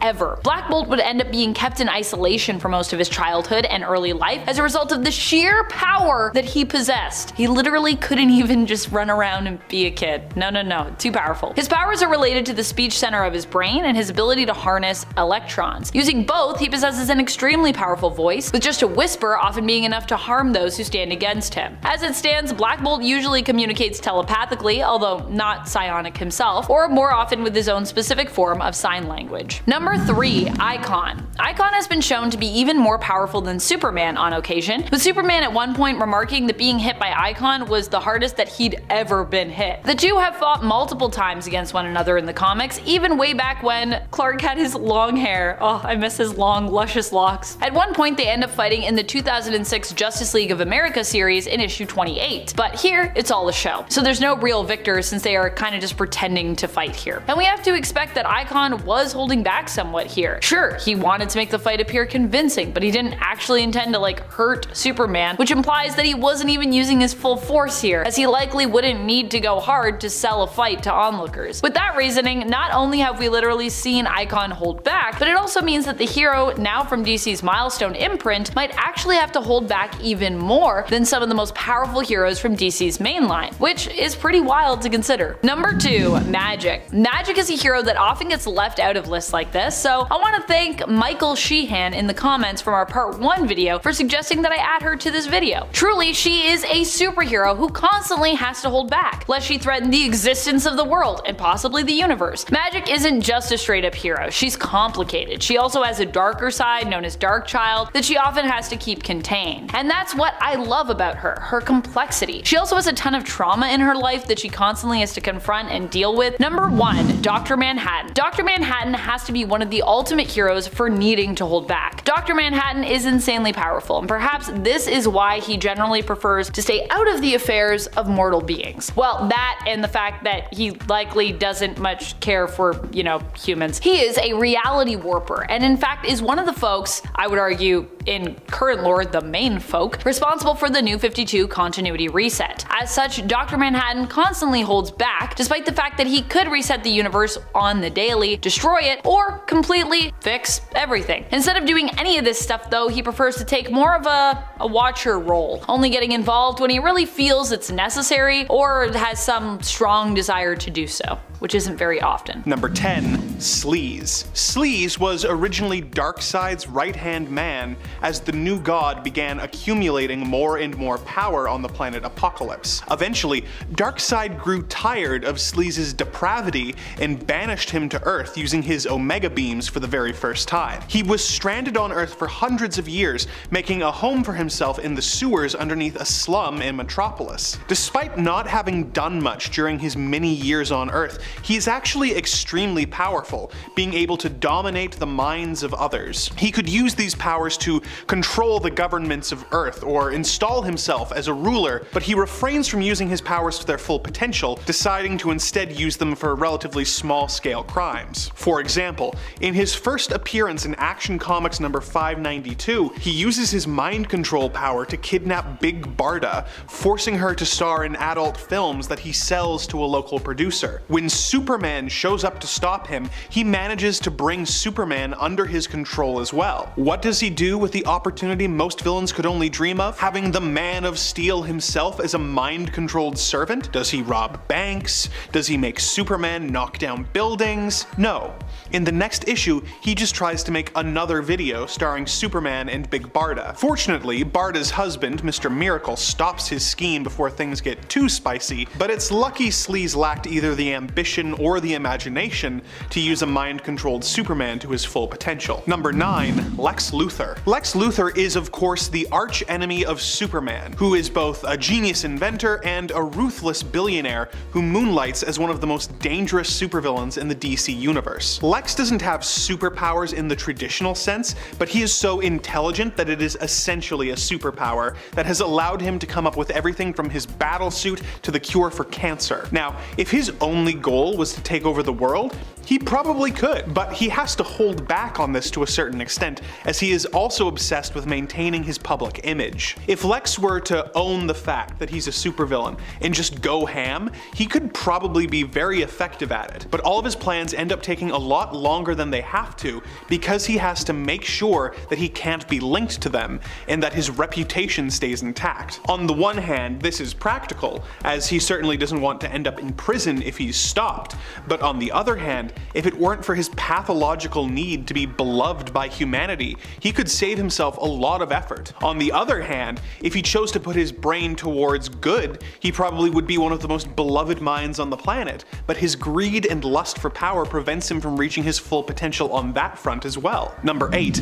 Black Adam. Teth Adam was a member of the Kandaki tribe in ancient Egypt whose people were forced into servitude by a cruel pharaoh of the time. Most of his family was killed, but Teth Adam was able to escape with his nephew Amun when the wizard Shazam brought them to the Rock of Eternity to make Amun his latest champion. Amun learned that he could share his powers with Adam, and the two returned to free their people. Amun wanted to find a peaceful solution, but Adam felt that peace was not an option and wanted revenge. So he killed Amun in order to gain his power for his own. In the present day of the DC universe, he is the ruler of Kondak and sometimes a member of super teams like the Justice Society. He kind of flip-flops between being an anti-hero and a straight-up villain. His enchantment from the wizard Shazam has granted him the strength of Shu, the speed of Horus, the strength of Amun, the wisdom of Zehudi, the power of Aten, and the courage of Mehen. This gives him super strength, speed, flight, and lightning casting abilities that make him capable of taking down most of the heroes of the DC universe with ease. Despite this, he doesn't usually go in on the whole conquest thing and sticks to his home country. This is due to a deal he made with the Justice Society that says that they won't interfere with his rule if he promises not to expand his borders. It's a good thing he mostly sticks to this, as when he did decide to cut loose and start World War III, he was a menace to stop and was responsible for the death of millions of innocent lives. Number 7. Magneto. When Max Eisenhardt was a young man in Germany, he was subjected to many atrocities at the hands of the Third Reich, who sent him to Auschwitz for no reason other than being Jewish. He eventually escaped and became known as Erich Lenscher. He discovered that he had the ability to control the powers of magnetism,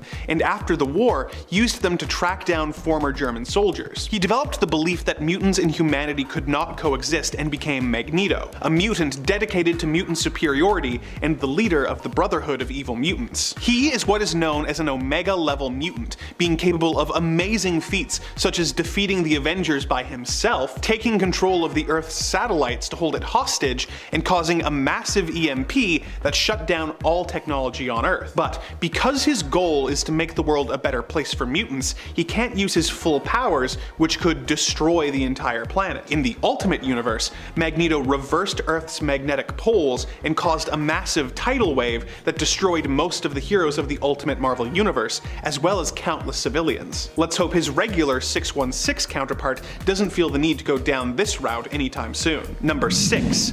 Brainiac. Brainiac is a complicated villain whose goals change depending on which version of the character you're looking at. Originally, he was an alien whose goal was to kidnap cities so that he could repopulate his home planet, but this was eventually retconned so that he was trying to collect as much knowledge as possible so that he could become the smartest being in the universe. Part of how he achieves this is to go from planet to planet in his skull-shaped ship so that he can steal a city, which he then puts in a bottle for further study before sabotaging that planet's sun so that the planet will be destroyed, making him the sole owner of the information. What I find relevant for this list is that destroying the planet is the easy part for him. What tends to take the most time is getting the city bottled and shrunk. He achieves this with an army of robots and a special shrinking beam, but it does take time, usually enough that Superman is able to stop him. So Brainiac could destroy the planet without getting particularly close and wipe out all of its population, but as he needs a sample to study, he is forced to go through more complicated and elaborate means to accomplish his ultimate goal. Number 5. Orphan Maker. When a mutant named Peter was taken from an orphanage run by Mr. Sinister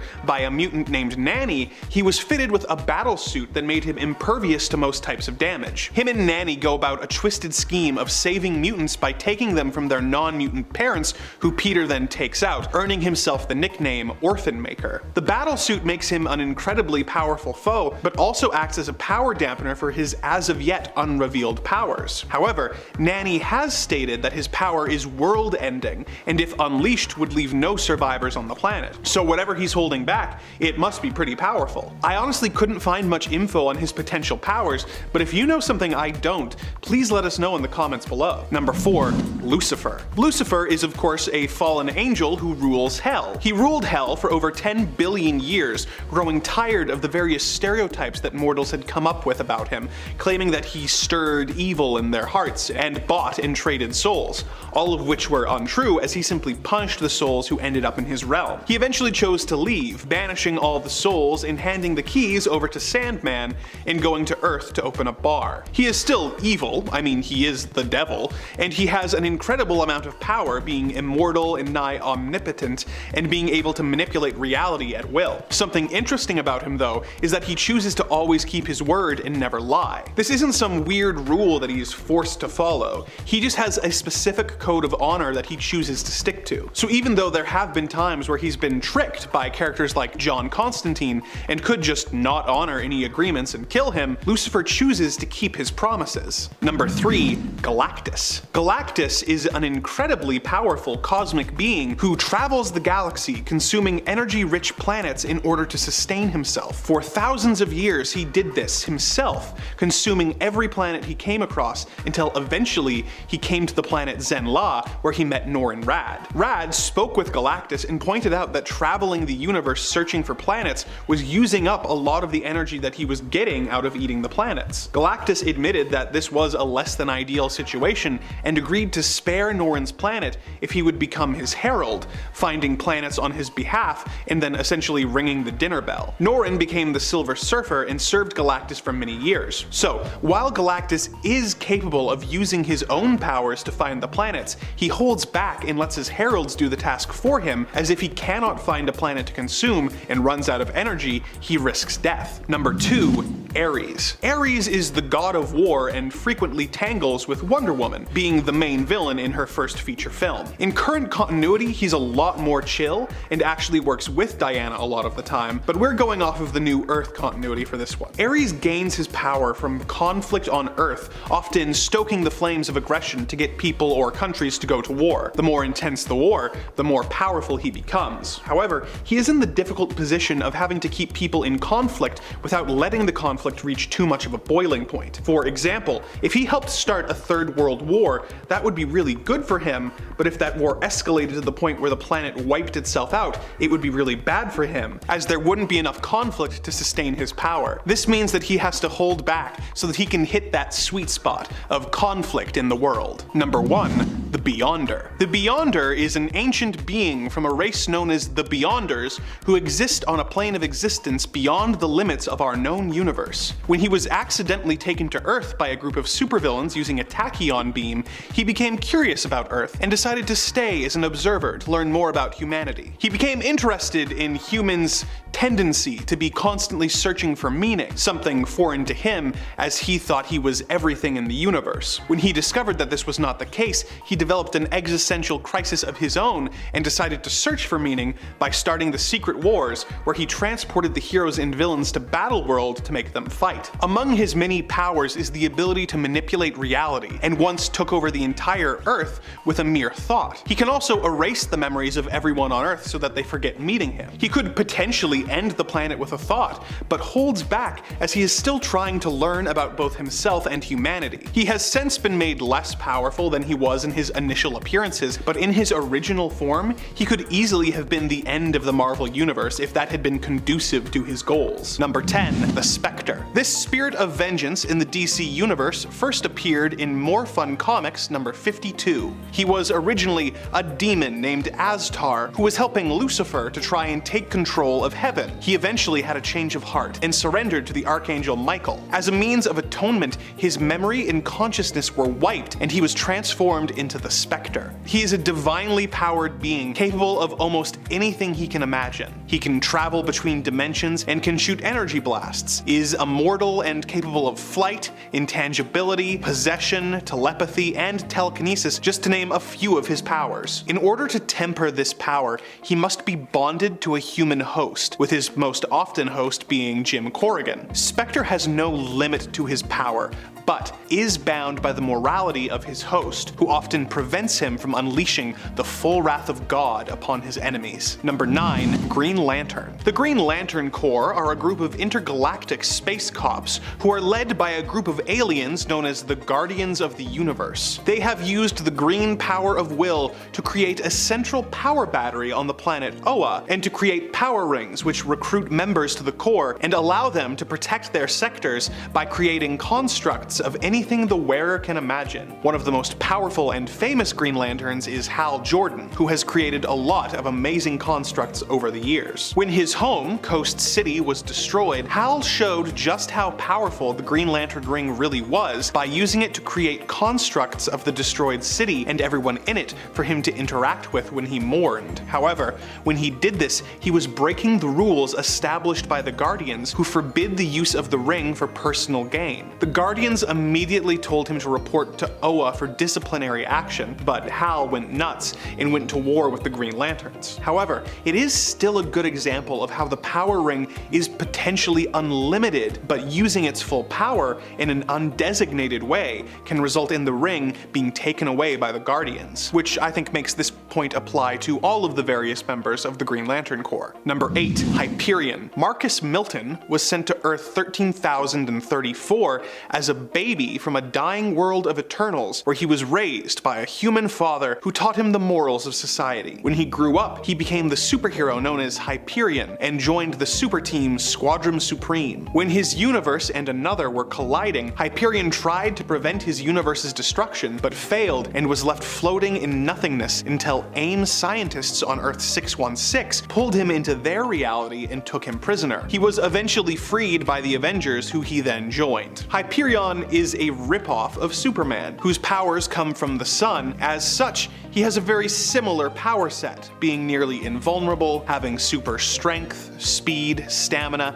and the ability to fly and shoot atomic energy from his eyes. Like Superman, he has to be extremely cautious due to his amazing strength, as he could easily destroy the planet if he lets loose too much. Unlike Superman, he has cut loose in a violent way before, such as when he plucked Atlantis from the sea and threw it to the ground, thus destroying it. But he felt bad later, so it's okay. Number 7. Captain Marvel. Carol Danvers is the half-human, half-Kree warrior who joined the Air Force before joining NASA. She discovered her powers and became a superhero, operating under various different aliases such as Miss Marvel, Binary, and Warbird, before eventually taking up the mantle of her dead love, Captain Marvel. She is an extremely powerful hero who has been a member of the Avengers, an honorary X-Man, a Starjammer, and the leader of the Alpha Flight space program. Captain Marvel has all the classic powers such as super strength, durability, and flight, but also has a few extra ones, such as the ability to shoot photon beams and the ability to transmute matter in order to reshape it into anything she wants. She is yet another example of a hero so powerful that they have to be sure to restrain themselves in order to not accidentally kill everyone on the planet. Number 6. Rogue. Perhaps the most obvious choice for a spot on this list, and one that it's frankly kind of embarrassing none of us thought to put in any of the previous 3 videos on this subject, is Rogue. Anna Marie has the mutant power to absorb people's energies through touch, which temporarily grants her their abilities, powers, and memories, and causes her victims to be weakened. She once attacked Carol Danvers, and as a result, permanently ended up with her powers of super strength and flight. She started out as a member of the Brotherhood of Evil Mutants before eventually joining the X-Men. Although her powers can be useful in a combat setting, it can really mess with your personal life when you can't touch anyone you care about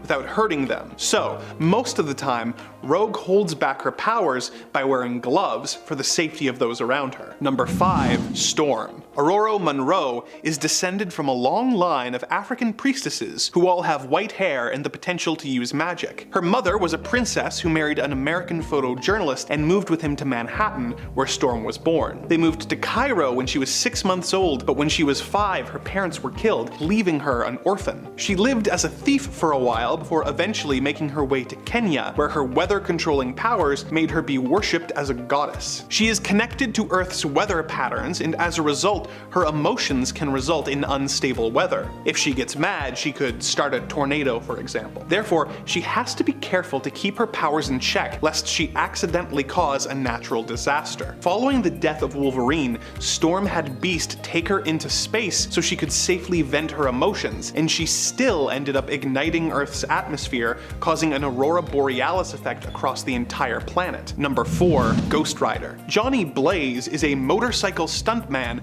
who, in an effort to save his surrogate father, Crash Simpson, from dying of cancer, made a deal with the demon Mephisto. Mephisto promised to cure Crash's cancer in exchange for Johnny's service. Unfortunately, Crash perished in a stunt gone wrong almost immediately afterwards, and Johnny became Ghost Rider, becoming bound to the spirit of vengeance, Zarathos. When transformed into the Rider, he has super strength, is essentially immune to damage, and can manipulate hellfire. Perhaps most iconic is his penance stare, which causes its victims to experience every bit of pain that they have ever inflicted on other people, resulting in guilt, pain, and trauma. Ghost Rider is extremely powerful, but Zarathos tends to want to go really all out on his quest for vengeance, and Johnny often has to hold him back to prevent him from going too far. Number 3. Iceman. Bobby Drake is a mutant whose powers were first revealed when he was attacked by a group of school bullies and he was forced to freeze their leader into a block of ice. An angry mob showed up at his home planning to execute Bobby,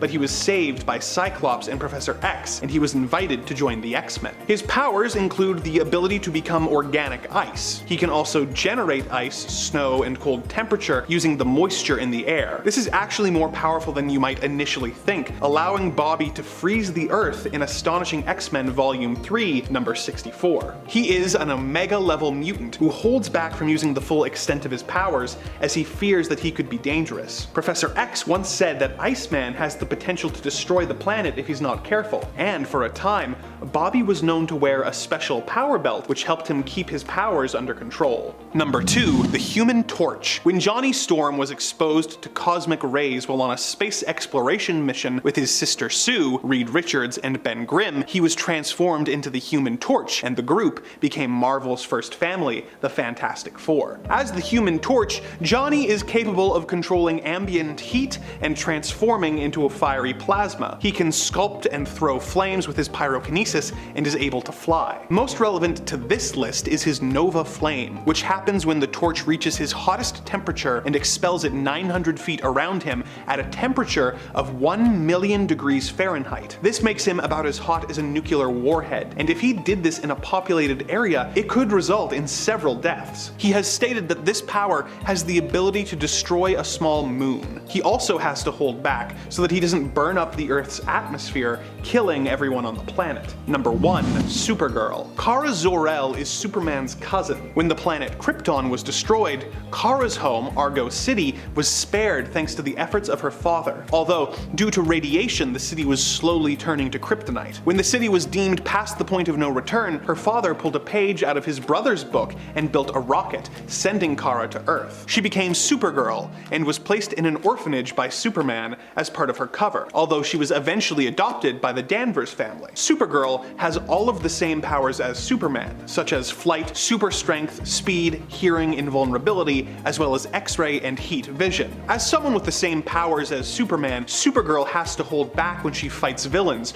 or even just interacts with people in general, in order to make sure that she doesn't reduce anyone she comes into contact with into a fine red mist. She is slightly less powerful than her cousin, but there was a period where she became a member of the Red Lantern Corps, giving her both the powers of a Kryptonian and a lantern to try and have to control. And at number 10 is Red Hood. Now look, technically, things have changed for Red Hood recently, as he has finally agreed to take a less lethal approach to crime fighting, which is why he is at the top of this list. But even though he doesn't bring people to the end of the line anymore, he still leaves them on the brink of the afterlife, and it's debatable whether that is actually necessary all of the time. But outside of his recent developments, Red Hood is an incredibly lethal hero, with almost no qualms about taking the lives of the criminals he faces, and that will be a running theme for pretty much all the heroes on this list. Jason Todd began his time as the replacement Robin, but he had nothing new to offer other than being a bit rebellious, so you guys, the fans, got him savagely taken down by the Joker.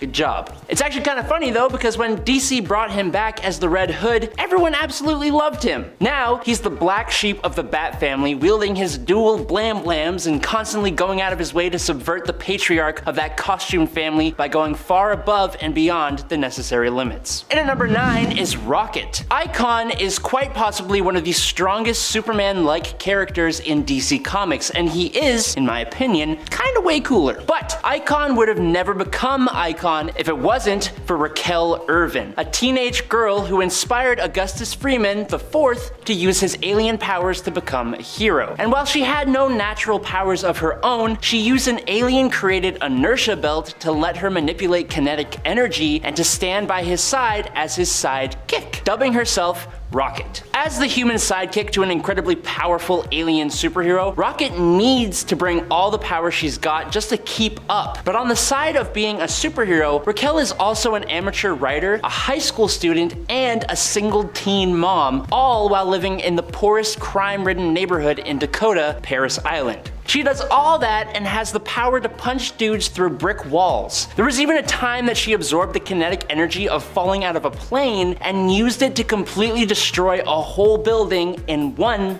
punch. So now you know I wasn't joking about her giving it her all. Number 8, Rocket Raccoon. From one rocket to another rocket. Only this rocket wields absolutely massive out-of-this-world weapons and is a 4-foot tall raccoon with exceptional tactical skill and a pretty creative potty mouth. Rocket the Raccoon has had a fairly messed up past, which I think is a common thread for heroes who don't really hold back. It gives them a bit of a cynical view of the world, most likely. Now, Rocket comes from Half-World in the Keystone Quadrant star system. Here, a group of aliens built a massive insane asylum, which then had its funding cut, so they abandoned the project but left the patients with robot stewards to watch over them. Now these robot stewards became sentient thanks to a supernova, and so they genetically engineered the animal companions of these patients to do the job that they were supposed to do, providing them with tons of equipment, weapons, and toy parts. Now this is where Rocket comes from. Eventually, he went off Half-World and became an incredibly adept bounty hunter with Groot, and eventually joined the Guardians of the Galaxy when Peter Quill put them together to face the Phalanx invasion. Being a little tiny raccoon means Rocket has got to compensate, and he does that by being exceedingly good at his job and going completely all out on his enemies. In at number 7,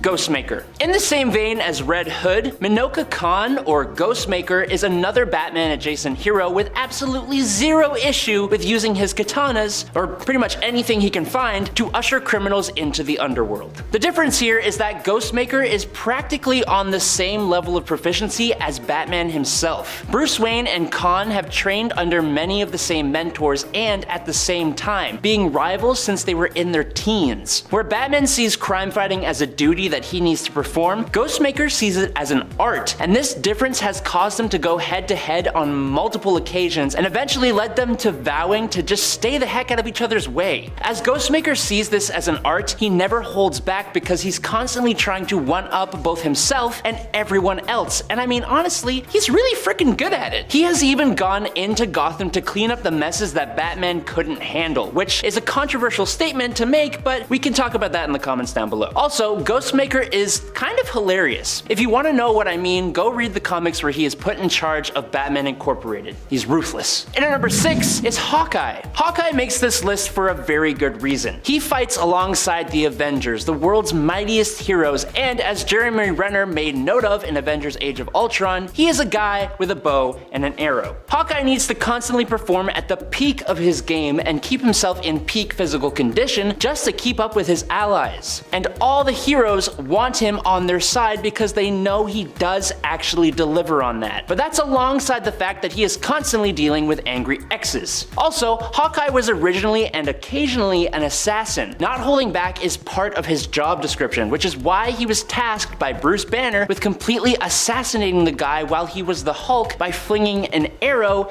into his eyeball. Sure, he felt incredibly guilty for this, but Hawkeye, an incredibly capable human, was the one who actually took the life of the Hulk. You can't do that and be holding back. And at number 5 is Moon Knight. Before Mark Spectre ever became Moon Knight, he was already not entirely a great person. He was shady for sure, as he was part of the CIA, but also put himself in illegal fights and weapon smuggling schemes, and he was even put on trial for taking out the president of a South American country. He worked as a mercenary, and it was one of the few heroic acts that he did, protecting an archaeologist's daughter, that got him mortally wounded and then revived by the ancient Egyptian god Khonshu in exchange for his servitude. Now, as the Fist of Khonshu, Mark would beat down criminals in the middle of the night while also living 3 other lives with separate personalities. Even though Mark is an Avenger, he consistently takes on his hero work by himself and constantly goes all out on the criminals he finds. Now, due to his split personalities, it's a little difficult for anyone, even himself, to say what he's actually capable of. Where one personality would never do something, another would do absolutely anything. And then there's also the influence of Khonshu that has made Mark abandon people to go and fight whatever battle Khonshu needs him for. Like when Moon Knight needed to fight the Hell Lord Mephisto when he wanted to take over the world. This street level hero took on a Hell Lord. You see what I'm saying here? But more than that, Moon Knight has been able to actually beat all the Avengers and has even been infused with the Phoenix Force. There's a reason that he's one of my favorite superheroes. Number 4, Midnighter. For Midnighter, the thing that makes me say he doesn't hold back is his use of his survival implants. These implants let Midnighter completely and flawlessly regenerate from any injury and give him a super enhanced immune system, which has allowed the guy to fight with a broken neck and other broken bones, actual holes in his chest, and while being set completely on fire. Not to mention, he's fought after contracting pretty damaging viruses, including AIDS. He can also do this because one of his other implants allows him to turn his pain receptors completely off, allowing him to fight when the pain of his injuries would stop a normal person. It's also meant that he's been able to be completely awake and alert while he was undergoing major surgery, and that's pretty intense. The last of his implants grants him environmental adaptation, which allows him to survive survive self-sufficiently and without sustenance for indefinite periods of time in places like the vacuum of space. Now take all that and grant it to a guy who has absolutely no issue turning criminals into a bloody pulp, and you've got a recipe for someone who never holds back. And at number 3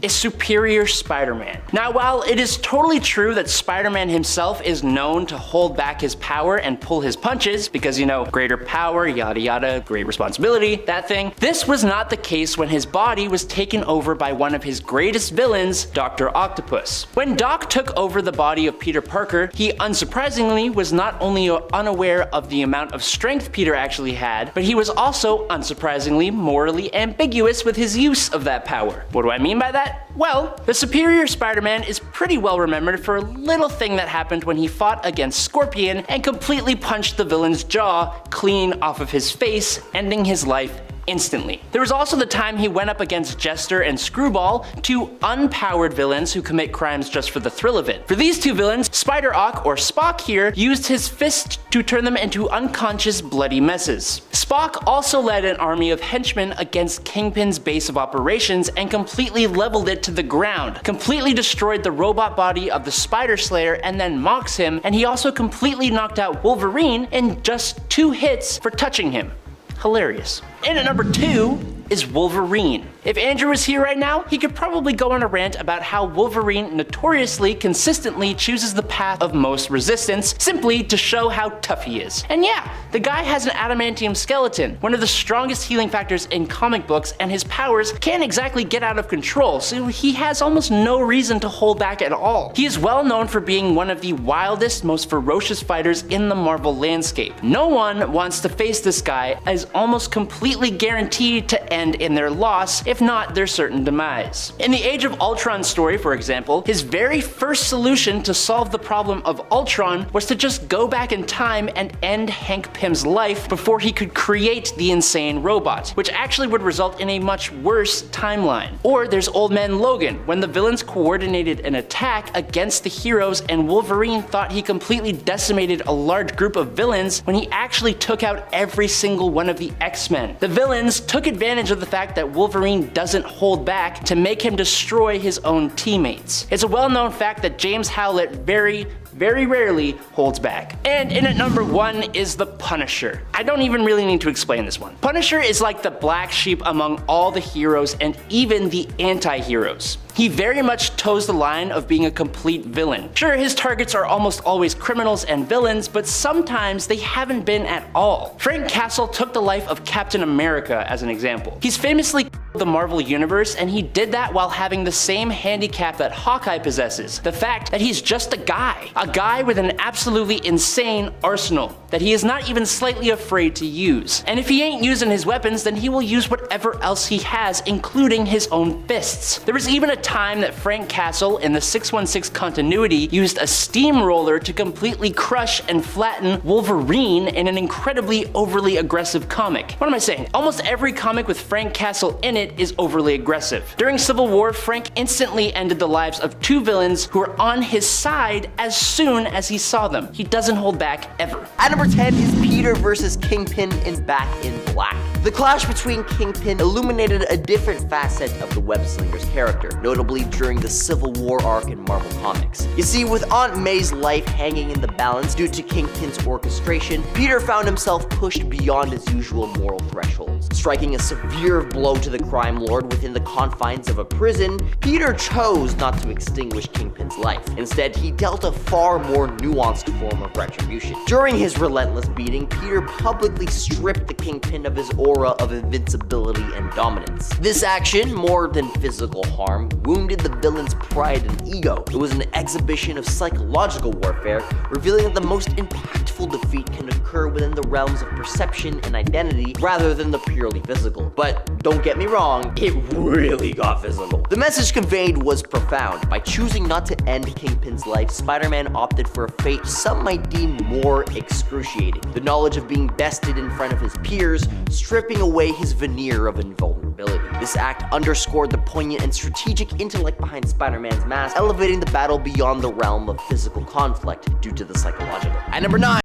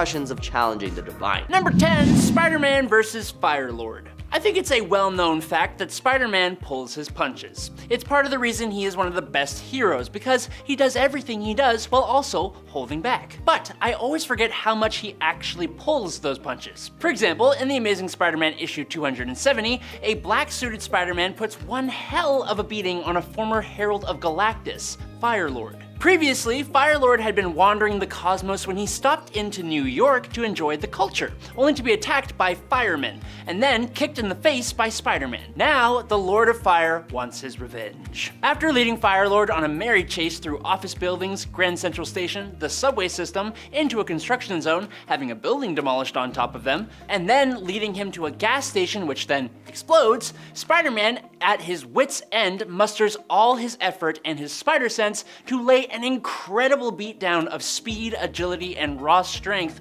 on Firelord, getting lost in his bloodlust until Captain America and the Avengers show up to be like, dude, you got him! Chill. Number 9, Firestorm v. Parasite. Rudolph Jones found himself exposed to a strange form of radiation which changed him into the bald, green-skinned parasite with the ability to absorb the life energy of others. In Firestorm, the Nuclear Man, issue number 86, Parasite is released from an area he is being held in and goes on a rampage, draining multiple people of their life energy, including Firehawk, who fell pretty easily to this villain. Luckily, the hero Firestorm is nearby. Now at this point in time, Firestorm has become the world's fire elemental, and received a pretty significant power boost. Almost as if to prove that fact, Firestorm comes in hot on Parasite with a blast of flame, and then when Parasite tries to drain Firestorm's power, the hero is unaffected as he says, "My powers come not from myself, but from the earth. I don't have power, I am power." And in a last-ditch effort, Parasite decides to try and trade Energy Blast with Firestorm. Unfortunately for Parasite, it is nowhere near an equal fight. He uses up all the energy he took from Firestorm, and then just trying to hold back Firestorm's blast, Parasite goes through his own reserved life energy until he is on the brink. Realizing he will lose, he begs Firestorm to stop, saying that Firestorm would bring the end for Parasite, to which Firestorm simply says, "That was my intention." Luckily for him, Parasite was saved by the allies of Firestorm, who told him to just stop, but this hero left Parasite emaciated from using up his own energy. Number 8, Batman vs. Thugs. Have you ever played the Batman Arkham games? The combat in those games is absolutely fantastic, but it still leaves me wondering how many of these random street thugs actually survive after their interaction with Batman. He hits hard, and he is pretty unforgiving about it, which serves his whole point of instilling fear. But I think because these nameless thugs are cannon fodder, they essentially get the worst beatings of most of Batman's villains, and we never hear from most of them again. That kind of tells you all you need to know. Now, as an example, let's talk about a group of thugs in the All-Star Batman and Robin series, issue 7. Now, this comic is written by Frank Miller, who seems to be able to get away with making Batman do pretty much anything. Like in the opening pages of the issue, Batman comes speeding into a group of armed thugs, foot first, maniacally laughing like the Joker, talking in his head about how Gotham is full of cockroaches. He relishes the fact that criminals are scared that they are disposing of each other accidentally. Then he sets fire to a bottle of bleach and tosses it onto the criminals, blanketing them in fire. And then he continues beating the snot out of them while they're on fire. And then what happens next? I don't really know how to explain this, but Black Canary pops up out of nowhere, and these two superheroes just start making out and getting busy while the thugs are barbecuing in the background. Unfortunately, yes, this is Batman, and it's scary. Number 7, Zombie Peter Parker. In Marvel Zombies number 2, Zombie Peter Parker and Luke Cage leave the group of cosmically superpowered zombies and, regaining their good guy nature, try to protect what's left of humanity on Earth. But they unfortunately get teleported to a different reality by Malcolm Cortez's son. In Marvel Zombies Returns, the zombie heroes end up on Earth 91126. Zombie Spider-Man thinks he can cure their zombie virus by finding the Lifeline tablet, but just as he is getting underway with the the plan, he gets distracted and forced into a fight with Dr. Octopus, Electro, Mysterio, Vulture, Kraven, and Sandman, aka the Sinister Six. Despite trying his best to hold back his hunger, Spider-Man cannot resist Kraven's smell and ends up attacking him, biting into his neck. Mysterio tries using illusions, but Spider-Man's senses help him locate and dispose of Mysterio. Electro and Dr. Octopus try to attack Spider-Man together, but this just puts them in positions to hurt each other instead, with Electro using up most of his power, and Dr. Octopus left electrically deep fried for Spider-Man to eat. As they realize this is not going too well, the remaining villains try to hightail it out of there, but before Vulture can escape, Spider-Man rips off his wings and uses them to finish off Electro before he can shoot more electricity at him. Only Sandman manages to escape from the chaos, going to attack this universe's Spider-Man for this utterly sickening display of violence. Number 6, Wally West v. Inertia. Inertia was a young villainous Thaddeus Thawne. Inertia is to Bart Allen, aka Impulse, what Eobard Thawne is to Barry Allen. He is his reverse. Now, Inertia had been raised his whole life to absolutely despise speedsters of any kind. He learned to be a villain from others, but his actions were all his own. So, when Inertia made the mistake of taking the life of his opposite, Bart Allen, he would be made to suffer the consequences. Unfortunately for him, those consequences came in the form of Wally West, one of the most powerful speedsters ever. After taunting Wally about the fact that he just took the life of his sidekick, in All Flash #1, Wally takes the young villain, who had the potential to be reformed, and removes his ability to move at all. He traps Inertia in a museum as one of the exhibits, only able to blink once every 100 years. And he leaves the kid there still thinking in real time during all of this, meaning he's driven slowly and very assuredly insane. And just as the cherry on top, Wally left him facing the exhibit of Bart Allen, the man that Inertia could have been. It's an incredibly dark fate for a hero to impose on a villain, especially one who's like a sidekick. Number 5, Midnighter versus Commander. The Authority is a really cool group from DC Comics' Wildstorm universe. The two most well-known heroes from the team would be Apollo and Midnighter, who are basically like Superman and Batman respectively, only these two are husband and husband, and Midnighter is almost insane. He is like Batman, but like Batman who is also mixed with the Punisher and maybe a little bit of like Deadpool, I think? And these stories get dark. In Mark Millar's run on the Authority, a villain by the name of Commander makes the very big mistake of attacking and forcing himself on Apollo. This was a hell of a mistake. In response to those actions, Apollo, after recovering, burns Commander's legs so that he cannot escape, and Midnighter shows up with a jackhammer, and the rest is something we are kept from seeing, thankfully.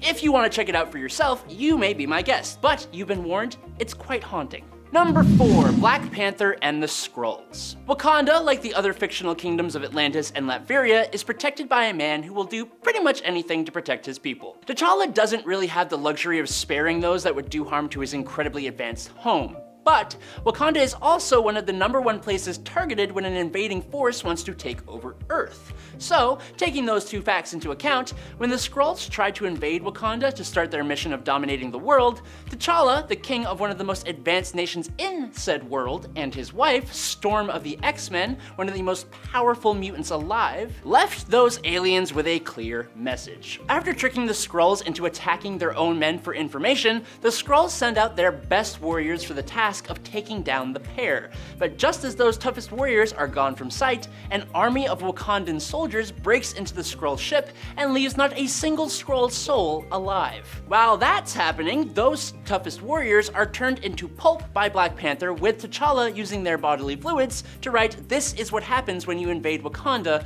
on the bridge of the Skrull ship. Damn. Number 3, One Rule. Batman Hush could in its entirety be seen as a brutal moment. It strikes at the childhood life of Bruce Wayne himself, pushing Batman to a point we rarely ever see. In Batman issue number 614, right smack dab in the middle of the Hush story arc, Tommy Elliot, the childhood friend of Bruce Wayne, loses his life at what seems to be the hands of the Joker. All the years and years of distress caused by the Joker, the people he hurt, the lives lost, they all fuel this rage inside of Bruce Wayne, who begins to lay a spectacular beatdown on the Joker, knocking out both Harley Quinn and even Catwoman, who both try to stop him. Batman almost goes to the point of permanently bringing an end to the Joker, beginning to put aside his morals to finally be rid of this homicidal plague on Gotham City. It's not until Jim Gordon intervenes while Batman has his gloves around the Joker's neck that the Dark Knight finally relents. The worst part about this, though, is that if Batman did go through with it, the Joker wasn't even the one responsible for the crime in the first place. Number 2, Captain America. We love Civil War. Not the actual Civil War, the Marvel one. So many great examples of superheroes fighting other superheroes. But the main star of the show in this conflict is Iron Man versus Captain America. And while the climactic fight ultimately ended in a Captain America favored draw, I'd say the first major fight was definitely more of a win for Tony Stark. In issue number 3 and 4 of the main Civil War comic, a battle takes place between the forces of both Cap and Stark. While Steve is fighting Spider-Man, Iron Man comes swooping in, attacking with an armor that's analyzed every punch Cap has ever thrown, and he just starts going to town on this guy, feeding him the left right until Cap is absolutely battered. Cap still doesn't go down, so Tony uses a high frequency that shuts down the human brain. He's about to end the fight when Hercules jumps in, attacking with an oil tanker truck, which definitely would do some damage. And finally, in at number 1 today, it's Sentry ripping Ares in half. The Sentry is a character that deserves more spotlight. Problem is, he's kind of one of the most powerful superheroes Marvel has. Obviously, that's debatable, but this guy has the power to destroy pretty much anybody in the Marvel universe. He has reassembled his own molecules and taken out the Molecule Man, for example. He's almost too powerful to include in a lot of stories, but it's the fight between the Sentry and Ares, the literal god of war, in issue 2 of Marvel's Siege event that really left people slack-jawed and looking for emotional support. Ares in this story started on the Dark Avengers before redeeming himself and joining the good guys. He had been showing how awesome he is, and he turns his sights on Norman Osborn, which unfortunately means that Ares now has to face his friend, the Sentry. Sentry punches Ares halfway across Asgard, and maybe 2 or 3 punches later, he grabs both ends of the God of War and rips him completely in half. Not only did it leave everyone on the page frozen, it also left readers completely stunned. Number 10, Daredevil. When Matt